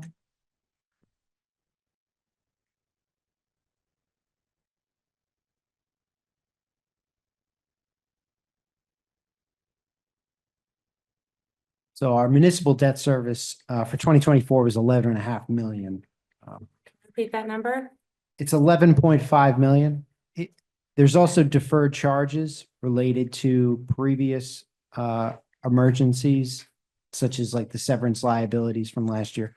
That totaled 1.8 million. So it's sort of a muddy figure because some of that is debt. But true debt service payments, bond principal, bond anticipation note, interest, all that was 11.5 million. I brought that up as an inquiry because I just wanted to say in reviewing some of the information, I checked with some of our neighboring towns to understand what their debt service is as well. A lot of times when you throw out these large numbers, 12 million, 11.5 million, it is a little daunting. But when we check with our neighboring communities, Orange is 8.5 million. Milburn, all of these are very close to 10 million. So it's really not anything unique about West Orange. And when you look at some of the other towns that are neighboring us, we happen to be a larger town with just a small percentage of a higher debt service. So I do want to make sure that the public is aware that when we throw out these numbers, it is not unique to West Orange. Our neighbors have very, very similar debt services as well. And a tremendous amount of more construction going on in their communities. So to address some of the concerns earlier, and I think it was Mr. Kukoviac, I could be wrong. Mr. Detiniak, as our new CFO, in his interview process, and since he has accepted the job and been acting in that role, he's been asked multiple times and agreed that we need to have a plan. Right. That's something we did not have under our last CFO. It's something that the council, specifically myself, requested for 4 years in a row, just did not get. So we're going to give him the opportunity to do that work. I have, full faith and confidence in him thus far. And I think that will help us with some of the concerns that the community has. Pointing out where the debt service is on the supplemental debt statement. Can you do that for us?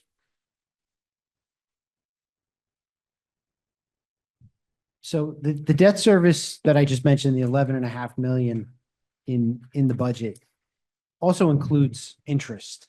So interest on bonds, interest on notes.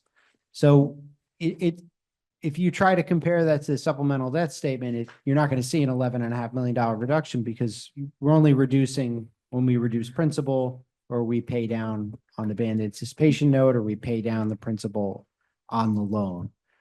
So on the supplemental debt statement, the $6,594,000 is the principal. It's just the principal on those different financing instruments. So is it a coincidence? It must be a coincidence then, because you've got here, well, I'll let it go because we do need to get to something else and I do appreciate it. And we will still deal with some of this at the capital budget. All right, any other questions of the administration?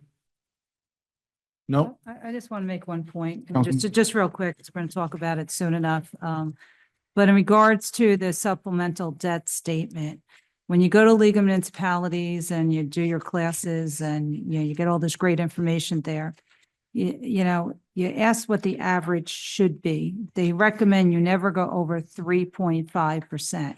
Currently, we are at 2.514%, which for us is high. So to Councilman Kukoviac's point and to others out there, we were running about 1.5, even a little less than that. Again, we took advantage the past few years of the interest rates that were a lot lower when the rates were like under like 1% for some infrastructure projects we had to do a few years back. But again, Rock Spring and the properties for the film studios ran us high here. And so that's why it's very important that we, you know, when new council comes in, to make sure that we move forward with that project and we get that done. So we could get these properties paid off and whatnot. So a lot of planning needs to be done in 2025, and I look forward to it. Councilwoman? I just want to echo my Councilwoman Castellino's sentiments. The fact that we are at 2.514% and that threshold from local finance board is 3.5. You know, Council-elect Kukoviac, you're absolutely right. And I want to thank you, and I look forward to working with you in January. So thank you for your due diligence and your advocacy. All right, I think we've covered that thoroughly. Madam Clerk?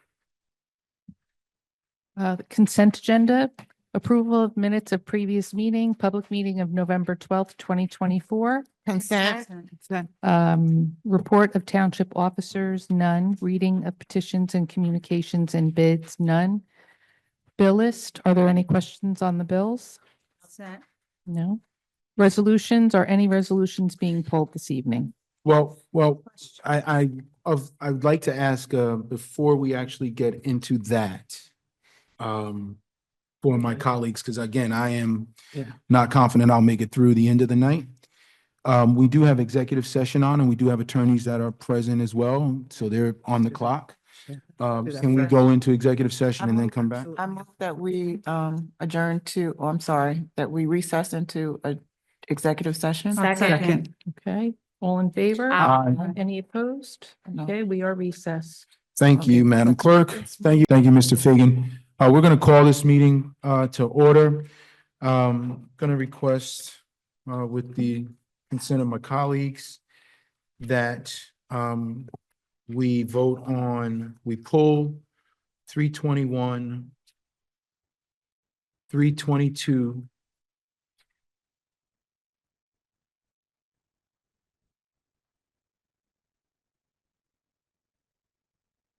um, 2880 and 2886. Just take them out of order. And I'm going to excuse myself after those votes. 2880? No, it's 2870. It's 2870. No, 2870, the stormwater? I'm a no on 2870, Yeah. so. Okay. But 2880, we have to do, otherwise it won't. Got it. Yeah, I gotta be here for that. Okay. So we'll start with 321. This is resolution granting application for local license to operate a cannabis cultivation business, Canna. I offer a motion to approve 321. Second. Okay, hold on. Councilwoman Castellino? Yes. Councilwoman Geber Michael? Yes. Councilwoman Scarpa? Yes. Councilwoman Williams? Yes. Council President Rutherford? Yes. The motion carries. Why did we need to pull that instead of doing it in the consent? Because I'm not voting on anything else. I'm just getting rid of this and He's then I'm gonna gonna leave. excuse He's myself. not feeling well. I offer a motion to approve 322. Okay, resolution granting West Orange Wellness a renewal of its local license to operate a cannabis retail business with the Township of West Second. Orange. What number is this? I'm sorry. 322 And I second it. on the next page. Okay, Councilwoman Castellino? Yes. Councilwoman Yes. Geber Michael? Yes. Councilwoman Scarpa? Councilwoman Williams? Council President Rutherford? Yes. Okay, the Congratulations. motion carries. Like to, Good luck. Yes, good luck. congratulations. Good luck, guys. Happy Thanksgiving to your families. Happy Thanksgiving. Are you thankful? Madam Okay. Clerk, can you do 28? Yes, please? 2880-24, an ordinance amending and supplementing Chapter 7, Traffic, subsection 7-7.3, temporary parking prohibition for snow plowing and removal, 7-14.1C, night parking restricted, and 7-12, parking prohibited for street cleaning and maintenance of the revised general ordinances of West Orange, Oxford Terrace. Is there a motion to? I move to introduce on Second. second and final reading. Okay, Second. is there, okay, thank you. Councilwoman Castellino? Yes. Councilwoman? Yes. Okay, Councilwoman Yes. Scarpa, Councilwoman Williams, Council President Rutherford. Yes. Okay, public hearing. Now I'm going to open public comment for Just, ordinance 2880 for those that are in the gallery only. Oxford Terrace. Seeing none, public comment is now closed. Okay. The chair will entertain a motion. I move for the adoption on second and final reading. Second, Okay, Councilwoman Castellino? Yes. Councilwoman Yes. Geber Michael, Councilwoman Scarpa? Yes. Councilwoman Williams? Council President Rutherford. Yes. The motion carries. So here's the challenge with 2886. There is a presentation. I cannot sit through 53 slides. Are you going to approve? I'm voting yes on 2886. I will make some amendments to it. I will support some reduction in the total amount, but I don't want to stop the process and then have it pushed into next year. Here's the problem. I You think we- can't, you we have to can't table it. make amendments unless. That's gonna you take a long vote time on to each- do. Each can amendment. I make a recommendation? Yeah. He's not feeling well. No, I know. And I heard my council colleague here, she's gonna leave when he leaves, so I think that we should table this and have a special meeting to discuss this and have a presentation. Second that Yeah, motion. I second, That's my motion. I think we because should this do is that. Important, and we need Yeah, to take it the needs to time be to go done. through it and, needs to be done. you know, I wanna, you know. I second the certain motion. things. Thank Yeah, you. let's vote. Can we take a vote on that? So we had it. And then, Mr. Detiniak, I would still like you to give the presentation anyway, so that the public is aware. But we're going to take the vote to table and then we'll move forward. Okay, So, but you have directors here. I'm terribly sorry, No, no, I know. but urgent yeah, matter. I, Gotta I'm know. leaving. they could still be here and, Yeah. you know, we have the video. Right, I have and- questions. Okay. Okay, Councilwoman to table, Councilwoman Castellino? Yes. Councilwoman Geber Michael? Yes. Councilwoman Yes. Scarpa? Councilwoman Williams? No. Council President Rutherford. Yes. Okay. Mr. Detiniak, I'm going to ask that you continue with your presentation. You guys will figure out a Date. well, that's not going to pass now because I'm not here. We'll need to get a date for the special meeting.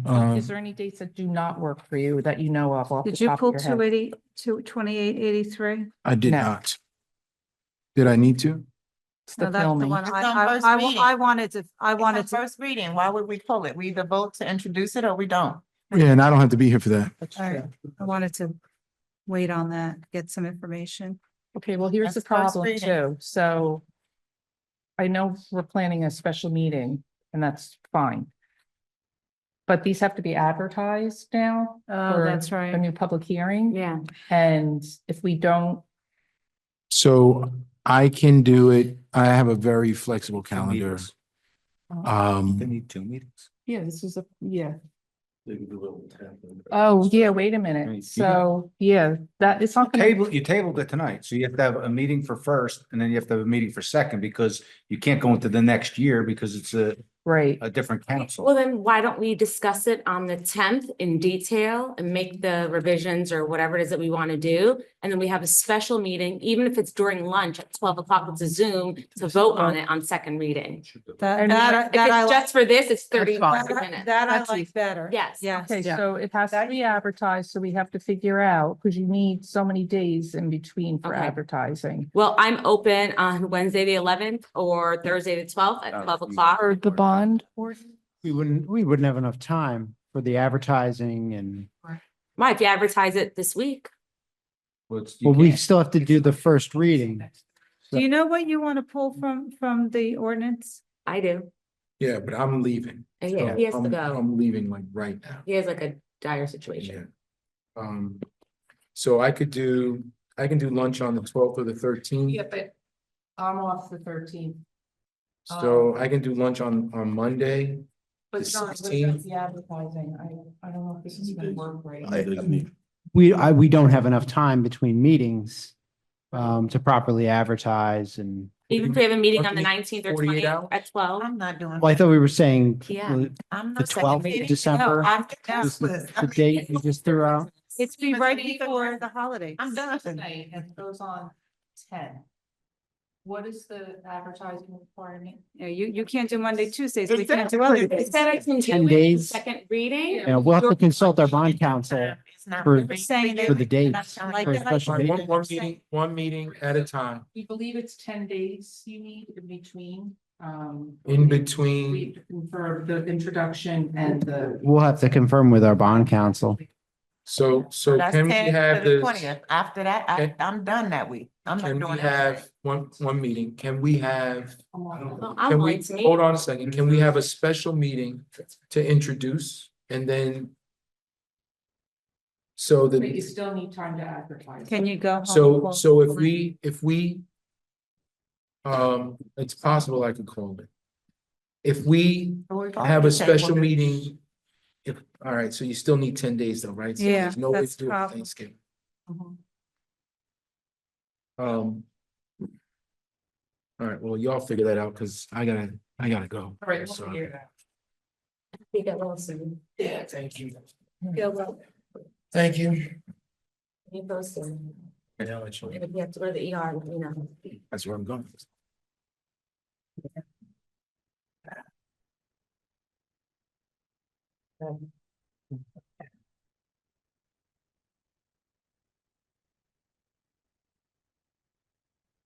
Procedurally, do we need to put somebody in the chair? Yes. Okay. I'm gonna ask for a few minutes because I need a minute or two. All right, we're gonna take a pause. I don't know, who you guys want to run the Yes, meeting? please. We're back. Okay. Okay. So good evening, West Orange. Our council president had an emergency and had to leave. I make a motion to nominate Councilman Castellino to be our council president. for the second. duration of the meeting tonight. I'll second it. All in favor? Aye. Okay, thank you. So we all wish, excuse me? You're leaving at 11. Okay. Okay, we all wish, Councilman Rutherford to feel well. All right, so Madam Clerk, let's get back on, schedule here. So we're going to go back to our resolutions. What we had approved two resolutions. 321 and The 322. 321 and 322 are already approved. My council colleagues, is anyone pulling any other resolutions this evening? I have questions We're on, pulling. Who wants to pull? And then we'll go over questions. well, then I'll pull 323. Can you? Thanks. 323. 323. Okay. I would like to pull 327. 327.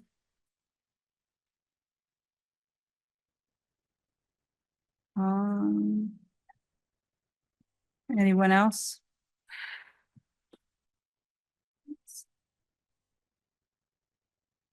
Councilwoman Scarpa, any?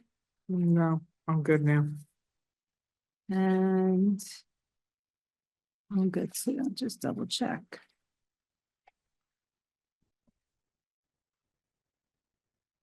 Okay, all right, Well, good. go ahead. Very good. All right, so could we get a motion on, oh, No, we have wait, questions. we have questions, okay. Anyone have, Councilwoman, Councilwoman Councilwoman Williams did 323, Did 24. 335 come out? Yes, it was removed. It was removed? Yeah. Yeah, it's not here, yeah. Yeah, 323, 24, resolution authorizing execution of agreement for sale of block 175.14, lot 2, Councilwoman Williams. 323, 24. The updated agreement didn't have dates and address info.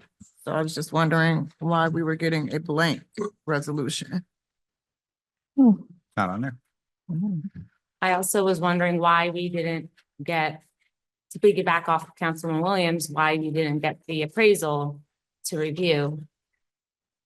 And we haven't had time to. And I had. I rec-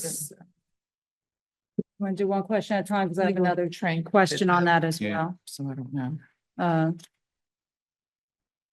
Chief Abbott, do you want to answer those? Do you want to so- take those from the administration, from the council? So the appraisal's not in here. It was done by Mark Hendricks. It was $7,500. I do remember And that. that was just recently done. That was just recently done. Email. It's a non-conforming, which means you can't build on it. Contiguous lot to a current resident who wants to buy this from the township to add onto their lot.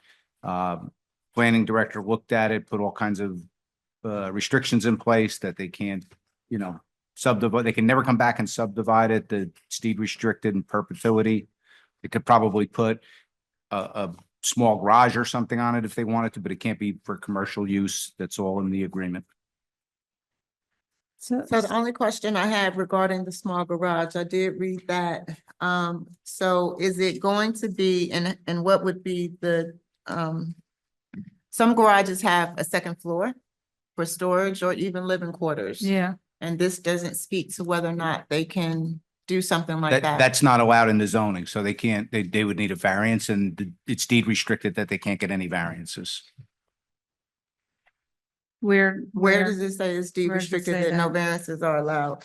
It may not be in a resolution, but it was definitely in the agreement in the contract itself. In the Well, zone. then we should have a. It's, we should have it's, a yeah, I copy mean, of it's the- zoned that way anyway. It really would be redundant. Well, for I don't think it would be, because we have some garages that actually supersede just the basic garage throughout town where people have gone to zoning before and they've gotten those approved. I'm not suggesting that this homeowner would do that, and I don't even object to that. I don't have a problem if that was what they wanted to do. I'm just clarifying that it doesn't identify that, and we know that does happen. And so we've also had conversations about ancillary dwellings, Mhm. and this would fit the description. If they can put a garage there, they can go up. Well, I mean, you can certainly add that language to the resolution. I don't want Next to to. the I don't want contract. to. I'm just suggesting that it doesn't say this, and we're making the implication that that's what they can't do. But this does not state that they cannot do that. I don't have a problem. I would support them wanting to do that. For several reasons, which don't even matter. But my comment is what we're stating they can't do is not reflected in the resolution. Mark, So- Yeah, Mr. Moon, can you? Yeah, there's a provision, paragraph 8, 5. Wait, on which page? Page 3, conditions of sale. The deed, so Other than a garage, but a garage can have a second floor with habitability. And I'm very clear. I don't oppose that. I'm just suggesting that that's not what we're saying out loud, but that's not in sync with what this resolution is stating. So when it implies, but again, it's not clear, it says that no residence or other structure other than a garage will be added to the real property.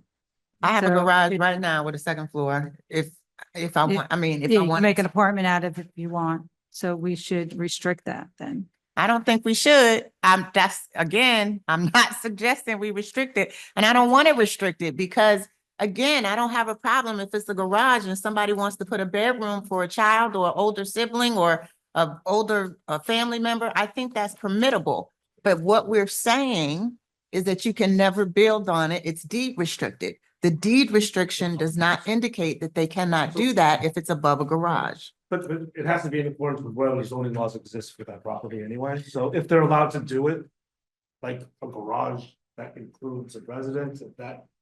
We're really splitting hairs here, to be All honest right. with you. I mean, Okay. Okay, can we? So wait, Catherine, are you done with your comments? Yes, and I'm That's not fine. suggesting that we put any additional deed restrictions here. Okay, noted. I'm Councilwoman- suggesting that we table this until the next meeting. Why? Why? I would like to look at the appraisal. We don't have it. This is, as Councilman William said, a very vague resolution. So here's the problem with that. It also says in here that the closing of title has to occur within 14 days of the township's approval of the sale. And I understand that, but it also says that time is of the essence. So I don't necessarily want to push this out. This is a homeowner that is trying to buy land that basically is non-developable. But at the end of the day, Councilman. and we know that the appraisal was for $7,500, whether we see the appraisal or not. I do recall the conversation, so that's not an issue for me. Again, it's just the clarity and what they can do Okay, moving Councilman, forward in she the had, future. had the Yeah, I floor. didn't finish. Okay. Go ahead. My other question, because I've had residents ask me this, because we always speak about township properties and when we go to sell them, I've had residents come to me and say, why wasn't this small parcel of land put out to bid? Why wasn't it a fair and open process? So if someone from the administration or Mr. Moon, Well. hold yeah. on, if you can just explain it for the benefit of the public, because there are people who have asked me and I don't know how to answer the question. These are undersized lots. Mhm. You can't build on, can't put a house on them, can't put anything on. They're smaller than the lot. Except a before. garage. Well, no, not even, up by itself, Garage right? dwelling. These lots are smaller very than the tiny. minimum size requirements for any lot in that area. So what happens is when they're small pieces, the statute requires that you look to the adjacent property owners. Because they can simply just take that undersized lot, add it to their existing property. lot, and that doesn't, whatever. And the It happens council all the proved time in this, real- and real council estate. proved these transactions, because there was a couple of them. A couple years ago, so that's where the time of the essence, I'm not gonna support, because we approved this a while back, if I'm not mistaken. My issue, I'm sorry, Councilwoman, are you done? I'm done. I don't feel comfortable making a decision on something I haven't read. Okay, I So- may support you for this reason. So, Mr. Moon, here's my question for you. So, to that point, another situation where we did this, the person was putting on an addition to their home, which they did, but then we found out in zoning how to go there. They started using this addition that was attached to their home for business purposes with entertainment in their home. So that, I believe Ms. Adams had to go there. So what could we put in here to restrict that kind of occurrence? Or just, The it's use. just, it's any zoning violation? That's enough enforcement. Okay. That's enforcement. We'd have to send our enforcement people out there. But why would we want to? I don't. I'll understand. explain later. I'll I don't explain later. understand the logic.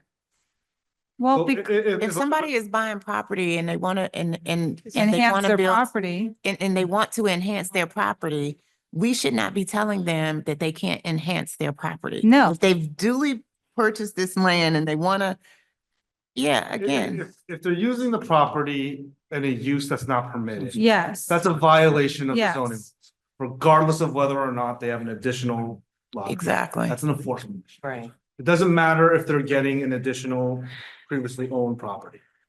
That's an enforcement issue. Councilwoman Scarpa, did you have any comments? No, but I would support, Councilwoman Deborah Michael if she wanted to research it a little further. I just want to see the evaluation and Councilman Williams said to clean this And up a little by adding. I don't see the urgency. Well, Okay, you good? we may not see the urgency, but it may be urgent to the homeowner who But we is don't know trying to that. do this. Right, but it says here, time is of the essence. So again, You know, we can't get things and then have you not guys- time to. Okay, do okay. diligence. Somebody's gonna, Appraisal's in the, I mean, it's not the piece of paper from the appraiser, Mark Hendricks, but it's right in the paragraph. It says the buyers will pay to the township $7,500 for the purchase of the property, which is consistent with the valuation provided by Mark Hendricks with all his titles. Which we haven't seen, and I think we made it clear these last 2 years. okay. About seeing appraisals and seeing information and, you know, what if we I'm trying to table find it it. and Okay, then do you want to in the make a December 4th motion? If you're meeting- gonna make a motion, let's. But I wanna second. ask, in the December 4th meeting that we're gonna have, can we bring this back then to vote on it? not a meeting on the fourth, that's interviews you're talking about? Yeah, no. Yeah. That's not a But No. Can't we advertise just to vote on this and No. you No, want to do that? You know, it, I know it's getting late and everybody's nerves are a little afraid, but like, we're making this a bigger deal than when it you get these is. things, if you want these things, like, you got a whole week. Ask me for them. I'll get them for you. We're not hiding anything from you, but you know, we're sitting here at 11 o'clock at night and it's like, oh, I want this appraisal. on Over a paper. $7,500 I'm not gonna think of appraisal. everything, nor is anybody else up here or down there gonna think of every possible question you can come up with. Read your packets when you get them. Call me, email me, text me. I'll give you anything you want. Again, I think we made it clear these last 2 years. I'm gonna Again, move, there's- I'm gonna there's move things for, that weren't I'm just gonna thick. I move, can't go through for and acceptance of fathom this everything you could resolution. My possibly want. question has been answered. Thank you. I think that's unfair. We're not mind readers, so if certainly anything the council asks. My questions have been I get answered, it. so I'm It would moving be for nice the to have that acceptance. ahead of time. Is there anyone who's gonna second that, so we can So give these I'll- people the I'm bit of gonna property that second they're it. asking for? I'm gonna second it. I'm Thank you. satisfied with my answers. Okay. So what happens if this waits until December 10th? I would like that question answered. I don't know if I don't know what their deadline is. I don't know if there's a closing. I don't Exactly, know. there may I don't be a know. closing. I'm not, I'm asking these the things when administration the who final put this out. together, who should know the. Law department put this together, not. Okay, the law department. What happens if we wait until the December 10th? Go through. I mean, that's. It doesn't go. I didn't hear you. What did you See how say? does it go through? I mean. It that's doesn't fine. go through till we approve it. You gotta prove it for it to go through. So it just gets stalled. Not if they have a deadline. It's really unfortunate. Why are we just getting it now? Like why are? Why? Situation. Councilwoman, we send out the agendas every. Even Friday, we got it from, but why are we getting things when there's? this The was deadline, in the deadline is packet. that for the This next is meeting. my ordinance, and we have discussed this so many times, and it's. Okay, and we've also discussed many times for the last 2 years that we want appraisals in our packets. Okay, so. Okay. Remind me then, because Okay. then I can go to them and say, hey, listen, I need. I know, but we sound like Okay. broken records. We've been saying it for the last. Okay, 2 but, years. but, And it's not fair to this homeowner Right. I now because we understand haven't that. seen the valuation. It's just something that says there's a valuation that was done for $7,500. But this was a price that was agreed upon by maybe not this council, but the last council. And so it was an agreed upon price. Okay. Again, information that we don't. So it's been moved know and properly about it, seconded, and I 'cause know we're we're new still on in here. discussion. Excuse but me, I'd but like we're to still call in the vote. discussion and I'm running the meeting. So are you going, are you satisfied? Are you? I'm honestly, I'm not, but now I don't want to hurt the homeowner and it's unfortunate. I don't think the 2 weeks, I mean, again, I can't speak for the homeowner if they. And I so would let- ask that you excuse me, not, because they excuse me. may have a closing Okay, deadline. excuse me, Councilwoman, I'm speaking. Let me finish my thought. It's a little late, so my mind's not, my words aren't coming as quick as you like. But so if they are taking out a loan to do this, it might be coupled with the refinance. It would be Exactly. time of the essence. Yes. That's so. So, okay, so. But I would like going forward, I think we've made it clear the last 2 years, if you're selling something, we want to see the appraisal, period. We even talked about transparency. This is a lack of transparency. Right. We've talked about having it even on the website so residents have access to it and can see it. And it's frustrating. Yeah. Okay, Well, I've never dealt with this council on a conveyance of a piece of property to a private resident. So you may have been talking about it for the last 2 years, but you didn't We talk to me. said any property. okay, Well, we don't but sell again, property. but This is again, very, very, very seldom. okay, done. listen, listen, Let's everyone, move on. at the end of the This day. council also adopted an ordinance authorizing the sale of these 2 lots Yeah, at the price. So again. No, this council did not. No, this council did. but if you read my email that I sent on Sunday, it did state that. So, Okay, call the vote, please. but, Call the but vote. also, if something's not in our packets and administration forgets, we got to ask for it. And just to be fair. Okay, go ahead, It's Madam not- Clerk. it's not Honestly, that we forget. We have a lot of things that we do. This is a small part of my job. I do a lot of stuff in my office. So it's, it'd be nice to, just a reminder. I'm happy to do whatever I'm asked to do. Thank you, Madam Clerk. Thank you. Councilwoman Castellino, Yes. Councilwoman Geber Michael, Yes. Councilwoman Scarpa. Yes. Councilwoman Williams. Yes. Okay. Okay, let's see, what else was? 327-20. 327. A resolution. I mean, Council President, real quick, are we gonna be doing the presentation of the bond ordinance tonight, the presentation? I'm only asking because our directors are sitting here, and if we're not gonna show it, we could dismiss them, they can go home. It's 11 o'clock, that's all. I'm just asking the Okay, question. I'm gonna survey the council. Thank you for bringing that, Mr. Smeraldo, because we were almost done here. Go I ahead. think it makes sense to do the presentation Yes. only if we can Okay. get another date. So that way we can pass this bond ordinance this year. If not, there's no point in doing it. You're gonna have to do it again for the next council. That's Good. my sentiments. I think we should see if another date can happen. That second meeting, even if it's a 15-minute Zoom meeting to vote yes for it on. I have a on question. Did you clarify the date? Second reading. What are the Okay. ramifications of leaving this to the next council? That's a good question. I mean, maybe we should just do that. And we could do more thorough jobs. Statutorily, there's no ramifications. Okay, then We let's just do that. simply wouldn't have a 2024 capital ordinance in place. Okay, so for let's do that. 2024. Let's just, Yeah, but You know, there may be ramifications for some of the grants associated that's the question. with some of these projects. I can't answer that. Which is the question I had earlier before we came back on Okay, right. camera for That's Director are you- Zajabeth. Okay, are you done with your Yeah, questions? that's the question. What's the ramification with ahead. the grant? So my question to Director Zajabeth is, what happened? What is the deadline for the 2 or 3 line items where we're gonna get grant money from the DOT? You said it was March, so if we pass it, let's say, end of January, you know, first and second reading, will it be too late? So for the Walker Road from Gregory Avenue to South Valley Road, and also for South Valley Road from Walker Road to the Township line and Rooney Circle Improvement, which is basically known as the LTPF 2023 NJDOT grant, that needs to be awarded no later than March. Okay, So we have time. so that's March. It needs to be awarded by March 2025. The second one, correct? The one for $325,000, including the $200,000 CDBG grant? That one, we got a DOT grant for $1 million. Okay, hold on. So I was looking at the first page. I was looking for my paper. Okay. Okay, for Gregory Walker, South Valley. Okay, Yes. so this one's March 2025. Yes. All right, next. The next one will be the Municipal Aid 2024 Morris Road, Sussex Road, and Mhm. Hunterdon Road improvements. That one needs to be awarded no later than May 2025. So we've got plenty of Great. time. Thank you so much. And there's one more on here. Which one? That has to do with CDBG grant, $325,000, including repairs and improvements to Valley Road, Kingsley Street, Northfield Ave, milling, paving, storm drain installation, curb sidewalks, ADA compliant ramps, and driveway aprons. That one has already been awarded. Okay, but we definitely need to, that one might basically be for the 2024 CDBG. And that will need to be awarded no later than, I would say, June, July. So we have Of plenty of time. 2025. Yes, because So we we're have gonna plenty of need to time. have the Let's make a project motion. completed by December of 2025.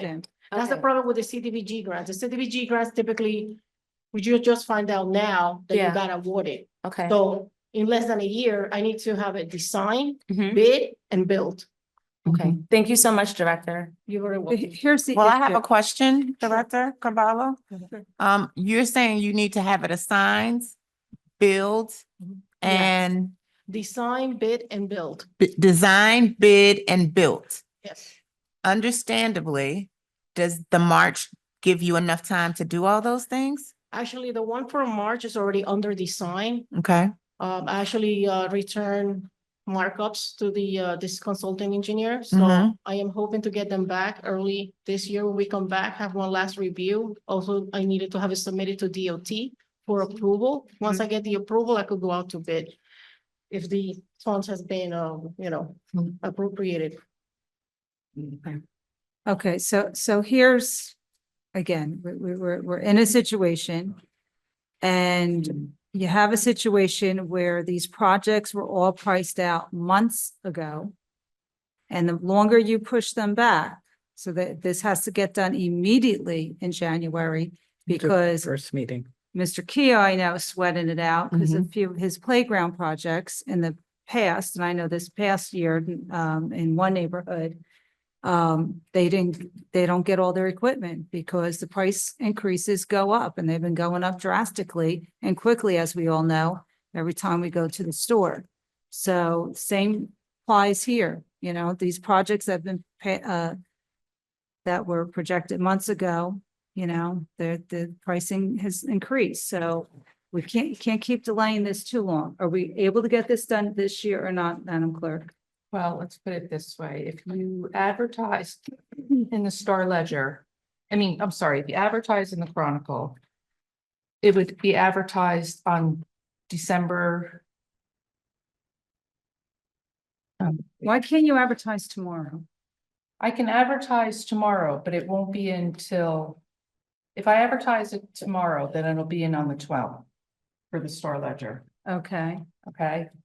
and our meeting's scheduled the 10th.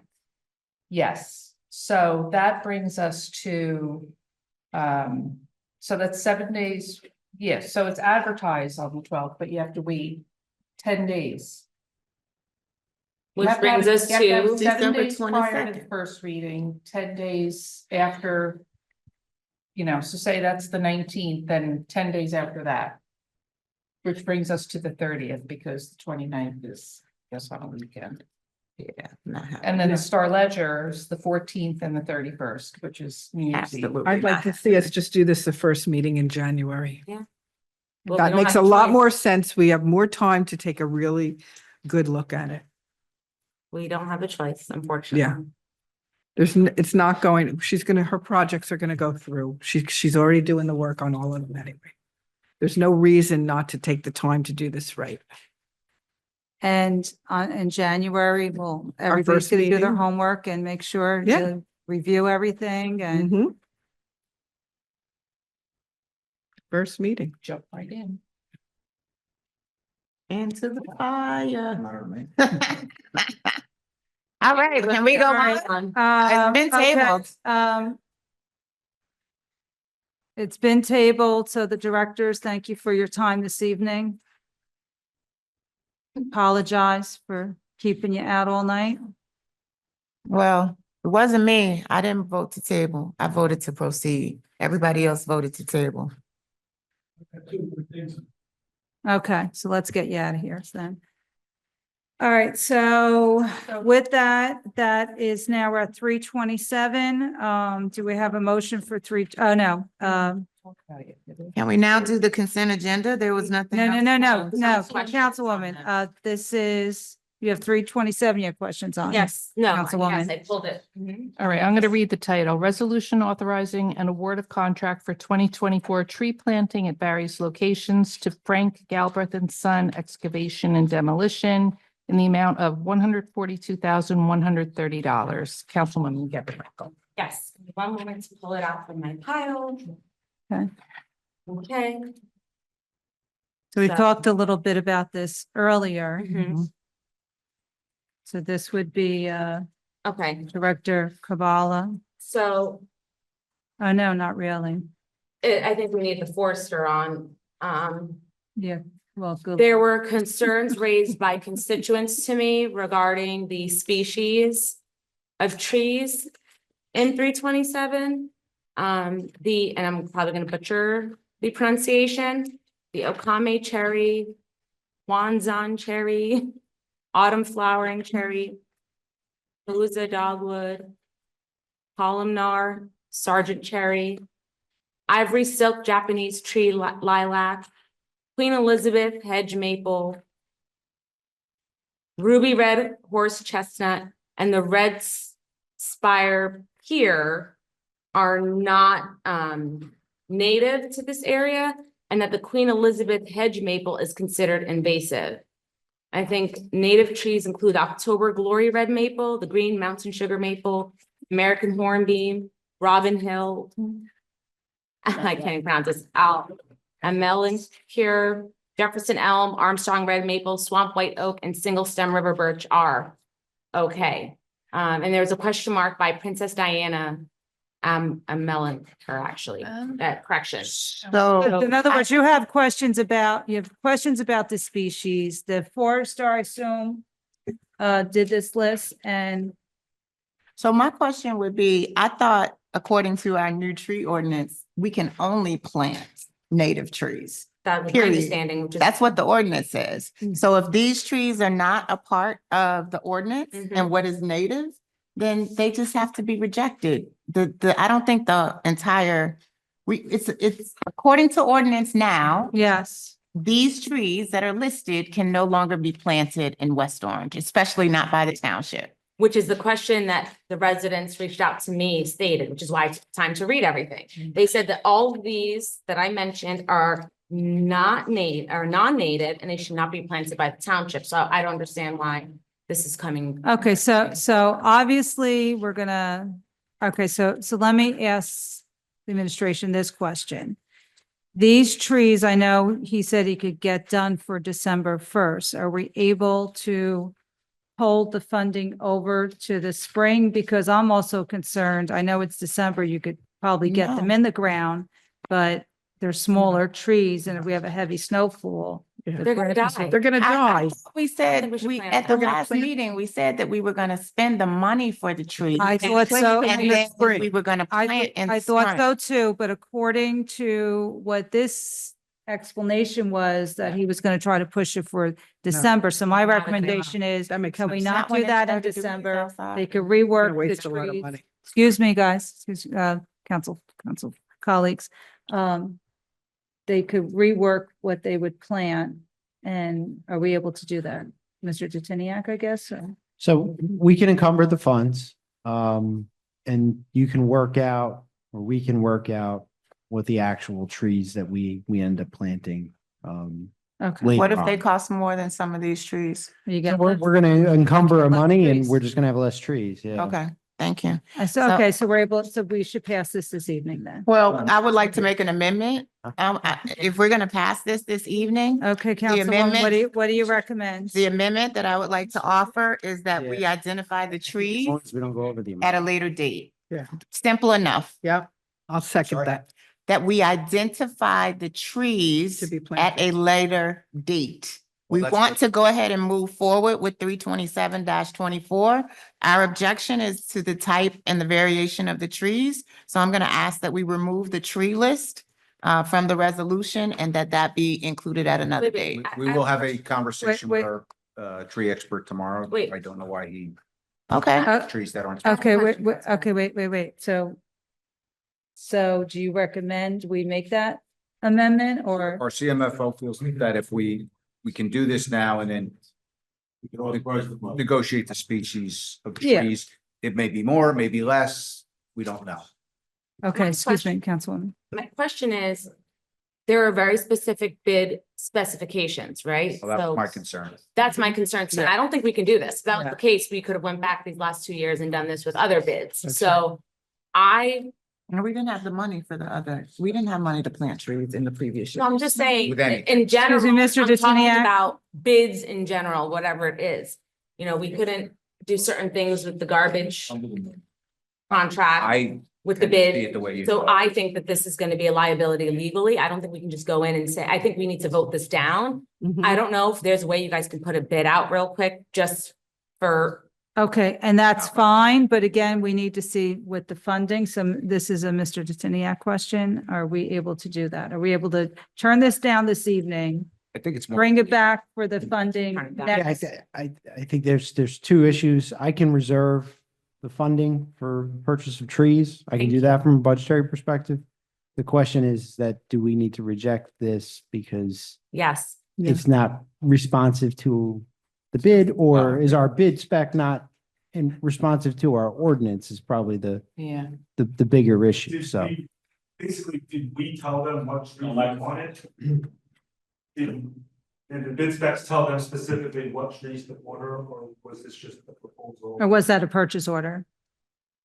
No, it would have been a bid. This went out to bid. The council specifically asked that it be bid and if Yes. we did it quickly and got it done, but you know, I haven't know anything about the species of trees. That was all Walter Kidd. So I have another question for you. If we vote this down and you're rejecting it because it violates our tree ordinance, can we go back and look at the others and see if they have trees, let's say Frank, the other You have to, company? you have to bid it though. To rebid it. I know, but depends because on, this company is ineligible, they should have been rejected because Oh. we never should have gotten this because it violates the tree ordinance, right? So I get what now you're go saying. So if back they to the all other say company- native, but what was in the bid spec? The I bid don't spec? know. But what I'm asking is if the other company did bid on trees that are native to the town, can we go ahead and give them the contract in the next meeting? That's my question. even in the bid? I don't know, but that's why I'm asking right. the administration. I have no idea. Okay, they're saying. so Because it never administration should have could been give us the approved. recommendation of what we should do here. Need a recommendation? It's a legal question. It's. Mr. Moon? No, I didn't look at the document. We'd have to see the bid. So I don't know if we specifically said what trees, or we said, send us proposal for trees. Right. And if this is what they gave us, they did not violate our bid specs. Right. We So don't they even know. abided by the bid specs. I don't know. I'm literally pulling up the bid specs. Okay. and looking at Okay. it. Okay. So maybe we can Okay, so why don't we, move on. okay, so are there any other, Account- let's move on while he's looking at, Acting Council President, Yes. I do have the bid specs in front of me. We okay. did provide the list that you actually see attached to the resolution, that it's twenty our twenty-four fault. tree planting tree list. We did provide that in our bid spec. So then can we cross-reference these trees with our ordinance and see why these trees were included? Well, we should. Because obviously we put out the bid. If you're saying that these trees are included, then we put out a bid in violation of our own ordinance. Yep. Right, but we also have to confirm that they truly are not native to, Well, if we excluded them in our ordinance because, we didn't exclude. No, particular she's trees. being told they're not. oh, so we don't even have documentation? We're waiting for the forester. I mean, no. I understand, but at 11:30, we're not gonna get the forester. No, These no, were I questions. understand that, but what I'm saying is we need confirmation that. Right, but I'm just saying to the point that we've Can I make a- already addressed We should ten Make a thousand. suggestion to table this, we'll talk. We more. can Yeah. table it, but the We have to problem is table it. with us tabling everything is, again, if this was a question that didn't just come up tonight, It did and just if- come up tonight. and people are contacting us to ask us about questions, then this could have been given to the administration, just like all the other times when we wait until we get here and produce questions that they are not prepared to answer, and it just takes our meetings longer and longer Wait, and Council- longer. Coun- Guess what, Council- Councilwoman Williams, this question just Councilwoman- came up tonight. That's why I'm asking it tonight. Okay, so Councilwoman, did it come up? It did come up in public. Did you get an email or correspondence during the I got a meeting? correspondence Okay, well, about, that's a But violation. she said this was asked of her earlier. So which one is it? it was earlier. Okay. Do you want to know the exact time? I was told at 3:44 PM. That's, I Right. didn't see it until after Right. I got Okay, here. because Okay, again, okay, it's getting late. It's getting I late. work during the. All right, so do I make for this to be tabled? Yes, I make I'll a motion second. to table this. Okay, and there's a second, Councilwoman Castellino to Yes, table, yes. Councilwoman Geber Michael, Yes. Councilwoman Scarpa. Yes. Councilwoman Williams. I could not even, sure. Okay, Okay, so Good. now Yeah. we are done with all the items that were pulled. now we have. So And I now move we for have- the adoption of No, consent we have- agenda. No. Excuse me, can I run the meeting, ladies? Yes, you may run the Thank meeting. you. Okay, so we do have questions. A few of my colleagues had questions. Start with the first page. Any questions on the first page, 315 Yes. through 321? This question's for Director For which Jajabek. one? For any of the resolutions regarding the emergency appropriations. I just want to know, I noticed in the resolutions that you had notified the administration in either October or like a month ago about whatever problem. Did we ever get notified too, or was it just the administration? I don't remember because it's so long ago. We typically just notify the purchasing agent Mhm. and the administration. Got it. All right, that was my only question. You're good. Do you have any other questions on the rest of the agenda? Councilwoman? On that page, no, I do have a question with 331. I just want to confirm, because it said this is from the 2023 capital budget, that the money's already been bonded and it's allocated for the Stadfield improvements. Yeah, this is a resolution to purchase. Yes, thank you. That's all. Thank you Okay. so much. Councilwoman Williams, do you have any questions? Nope. I'm good. Okay. So And now mine were all answered. and I move for the adoption of the consent All right, agenda. I'll second. All in favor? Aye. Any opposed? Okay, the the consent agenda is approved. Okay, we did not do 2870 ordinance on second and final reading, an ordinance amending chapter 25, section 29 of Township Code related to stormwater management. Councilwoman, I need a I motion. move for the introduction on second and final reading. I'll second that. Okay. Okay, hold on, so sorry. Councilwoman Castellino, Yes. Councilwoman Geber Michael, No. Councilwoman Scarpa, No. Councilwoman Williams. Yes. Okay, so the motion Okay, fails. The motion fails. Do we have, okay, so being that we have the director here.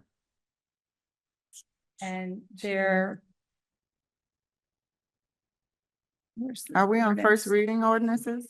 We are, but I have, before the director leaves, I have a question about the motion that just failed. Will you be Stormwater the management. stormwater Stormwater management management. director? We need to have a more thorough discussion. So is Enhancement. there a possibility at the next meeting, you could give us this failed this evening, so Okay.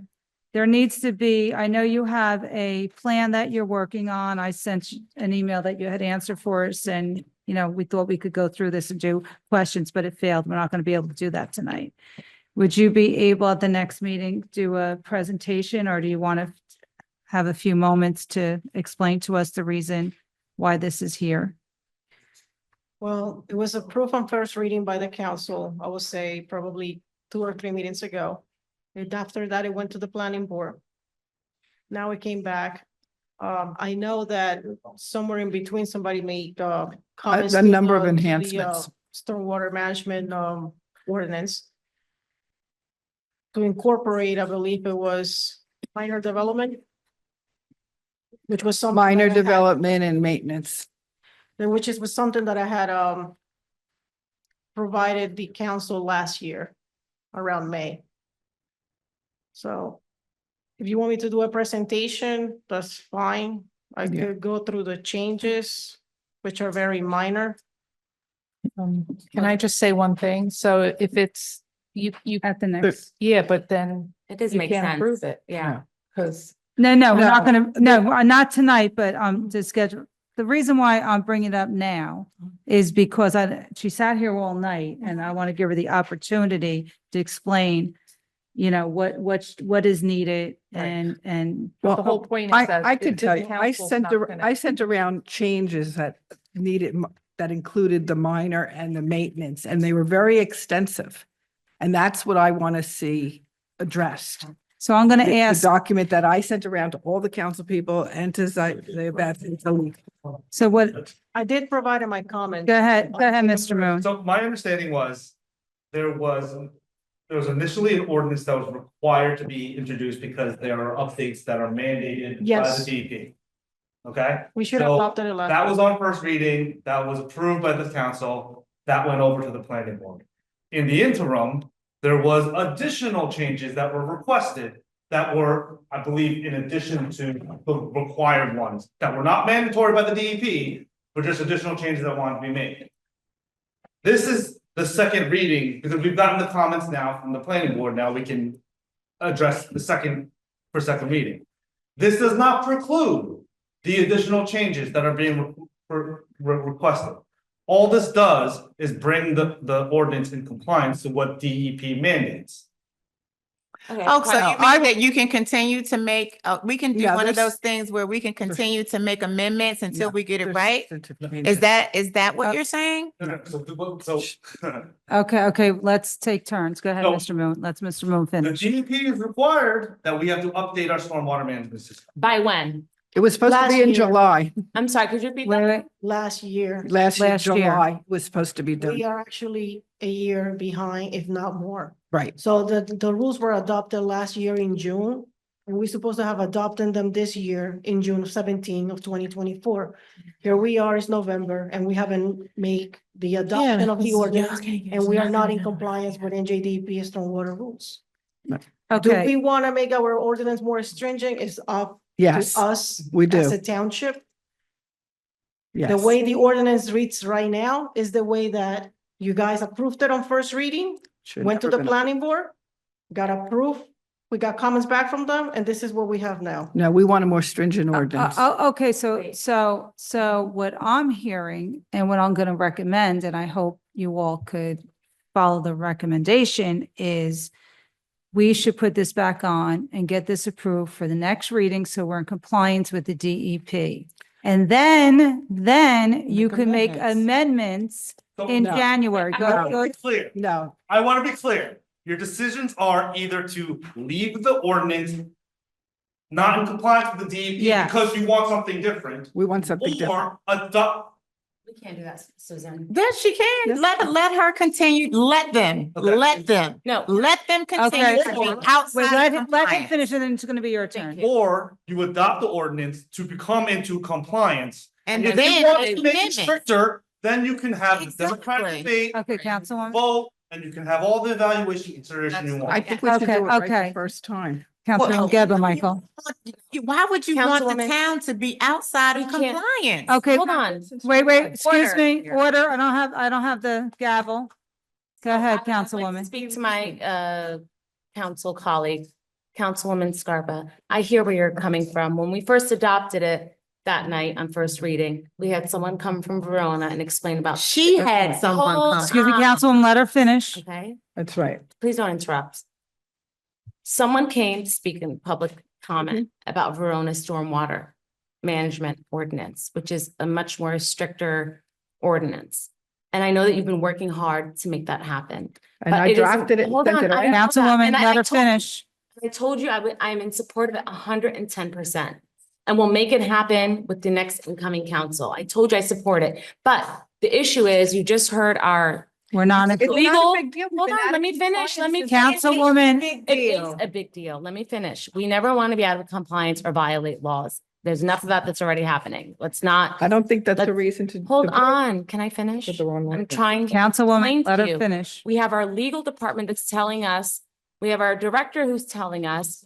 I, honestly didn't realize that we were out of compliance for that long. I don't know if it's possible if we can make a motion to rescind the last vote and, hold on, I'm trying. Do we have we're an trying to extension? compromise here and talk, Do we have an right? So extension? we don't have to wait until December Do we have 10th. an extension? Can we make a motion to rescind that vote and revote? Because we don't want to be out of compliance. It's a big- Rescind what vote?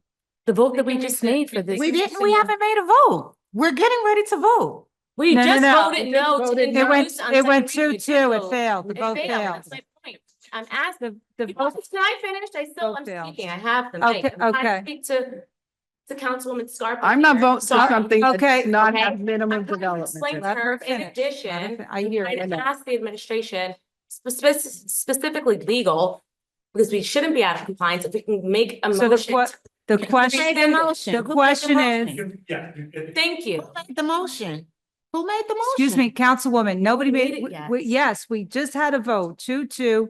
Who This made failed. that motion? You made one and Michelle seconded it. Okay, so And then it's all failed. we have to do is, if there is agreement by one It is. person, That's what I'm trying to say. then yes, then just Keep call cutting for me off. rescission. Okay, Call for Councilwoman. I'm rescission. trying to, but I'm also trying to speak to my council colleagues. She If she's understands. not gonna support it, But it then doesn't matter. I fine. have a right to speak. But you I have, you wanna can hear call for the. Ladies. I make a Yes. motion ladies, to rescind, to revote. I make a motion to revote. I'll second that.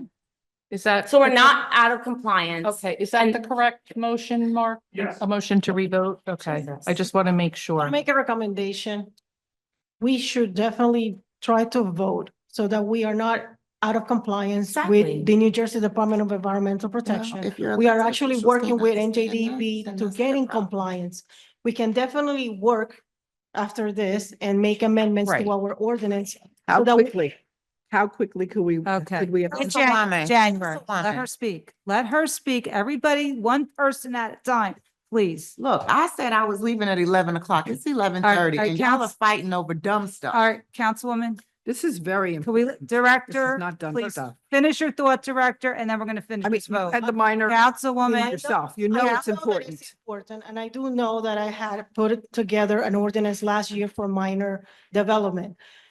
And I did review the ordinance that you had made comments on, and I believe I did provided that ordinance to legal, and legal did send it to you for review. So, But it was totally different and totally changed. the no, it coun- wasn't changed. I The just provided- definitions were all I changed. provided my comments. Right, I crossed out what I thought it wasn't needed. I right. definitely don't believe that everything that it was written in there needed to be there because I thought it was redundant. I mean, I think a lot of the things were important to be in there. And you're not the Okay, professional. okay, And- okay. Can I So, say something? so I made wait, a wait, motion. But are I you, think- are you done, Director? Okay, Yeah. thank you, thank you. Okay, let's continue with the vote. I made a Okay, so- motion. Yeah. Yes. You- May- Okay, thank you. Thank you, George. Councilwoman Castellino. Yes. We haven't think so. Let us keep thinking so. Yeah. Councilwoman Yes. Geber Michael. Yes. Councilwoman Scarpa. No. Councilwoman Williams. Yes, thank you. Okay, so that's, okay, That's so to in revote. January, you could work on this and I already have it Wait, that done. was a motion to revote, right? So yeah, we have to vote on it again. Right, so now we have to vote on it. Okay. That was a motion to revote. Oh, wait, that was a motion to revote. That's that. So now we have That to was a vote. motion to revote. Now we're really gonna Now we vote have to for vote. it. I move for Okay. the adoption Second. of the resolution. Oh, Lord. Thank Sorry, you the so ordinance. much. Okay. Councilwoman Castellino. Yes. Councilwoman Yes. Geber Michael. Councilwoman Scarpa. No. Councilwoman Williams. Yes, and Thank for the you. record, Okay. let us be very clear that we have an elected official sitting in the seat who is Okay. suggesting that the township remain out of Our compliance. councilwoman, state of New councilwoman, Jersey. let's get this done. No, we Okay? will, but I'm gonna be very clear on voting positions and what you're willing to do and jeopardize our municipality that you serve. We take an oath, Okay. remember? Yes, Yeah, but thank. that's not fair to say to call her out because you You violated New Jersey Constitution. Ladies, So you know what? ladies, I will call out who I Okay. choose. excuse Well, me. No, you also Ladies, violate no. New Jersey I don't Constitution. violate anything. Yes, you do. Okay, council colleagues, can I have order? I don't have the gavel. I don't feel like reaching for it. I like to get this meeting done. Ordinances on first reading. Let's see if we could get through this. 2881-24. Go ahead, Madam Clerk, An please. ordinance of the Township of West Orange for the issuance of special emergency notes in an amount of not to exceed $1.8 million to fund contractually required severance liabilities resulting from the retirement of employees in the township. it's not that kind of stuff. Is there? I move for the introduction on first reading. Do I have a second? Okay. Second. I'll Okay. second it. I have, Okay, wait, Councilwoman. Okay, let's get this through first. We gotta, you Well- want to do your questions? yeah, because I'm not going to vote on it unless my question. Go ahead. That's fine. Okay, go ahead. Go ahead. I made it very clear in the last meeting that because we got the report from the comptroller in 2022 about Excuse me, Payments. who's your question directed to? my Which question direct- is directed to our CFO, Mr. Detiniak. I asked you in the last meeting if you would go to the comptroller to make sure that these payments are lawful, that they're not unlawful because of the report we got in 2022 when we got our audit from them. Severance. And you said you would ask the administration and get back to me, and I haven't heard back. We have not gone to the comptroller. Okay, We that are- answers my question because I can't vote on something that's unlawful. So that way we can get another a report from the comptroller saying that we violated whatever statute, so. So this is a tool Excuse me. that is used by every municipality to space out their severance payments so that taxpayers are not hit with the burden in the very next budgetary year. I have inquired, I have asked, I have gone to different attorneys in different municipalities, and every municipality uses this as a tool. That's great. Did you go to the comptroller and ask if this was unlawful or not? I'm or lawful? certain, Comptroller was also wrong. Well. so if you choose Yeah. not to vote on it because Yeah. you want to burden our taxpayers with a $1.8 million assessment, and no, these funds have already been paid to each of the individuals who have retired. The only tool that this is being used for, again, for those who own homes in West Orange, and I am one of them, most of us are, who sit at this dais, pay taxes to the municipality. We don't want to get hit with a $1.8 million price tag in 2025 because that will be on top of the budget. Okay, so what I'm Call gonna, vote. well, before I call the vote, I am gonna ask Mr. Detiniak, if this does not pass, what is the implications to the taxpayer? So the implication is that we're gonna have to raise the 1.8 million in calendar year 2025.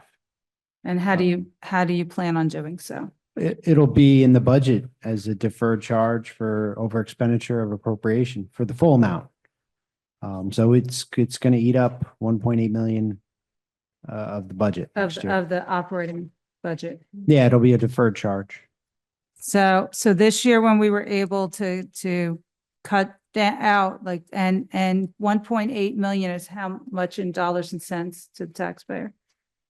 This year's going by this year's budget. I don't have the tax point memorized and, Yeah. you know, the average assessment, but it's Every sizable. I mean, 600,000 was a percentage.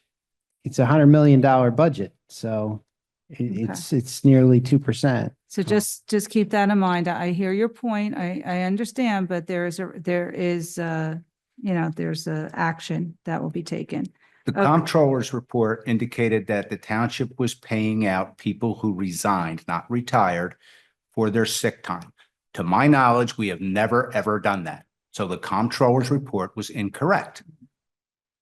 It's that simple.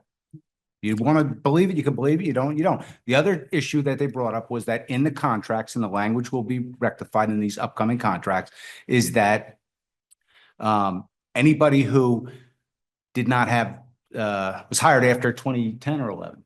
2010. 2010 cannot be paid out more than 15,000 for sick time. Nobody's retired yet because nobody has their time in yet. It's only 2024, almost 2025. So that's 15 years. Nobody can retire with 15 years of work. So we don't do the one thing they said we do, and nobody's retired yet. So there's really nothing done wrong. I know it's great soundbite for the TV and everything. Certainly And is. people stand up here and say, oh, the comptroller said this and the comptroller said that, and we're so evil and transparency and good governance and all the cliches. Bottom line is, none of it was done. Okay, thank you, Call for the Chief. vote. Madam Clerk? Yes. Councilwoman Castellino, Yes. Councilwoman Geber Michael, Councilwoman Scarpa, Yes. Councilwoman Williams. Yes. Okay, motion passes. Thank you. Okay, Madam Clerk. 2882 dash It doesn't pass. It does pass. She said yes. I said, yeah. You need 4 votes for it to pass. That's The bond money, you need that's a 4. bond ordinance. You need 4 people to do a bond. votes, right? Yep, you need 4 to bond. It failed. Okay. So there'll be just so everybody knows. So just so everybody is clear. We're gonna put $1.8 million Eight. in the budget next year to Woo. fill that hole. So glad. Thank you, Jesus. Great sarcasm.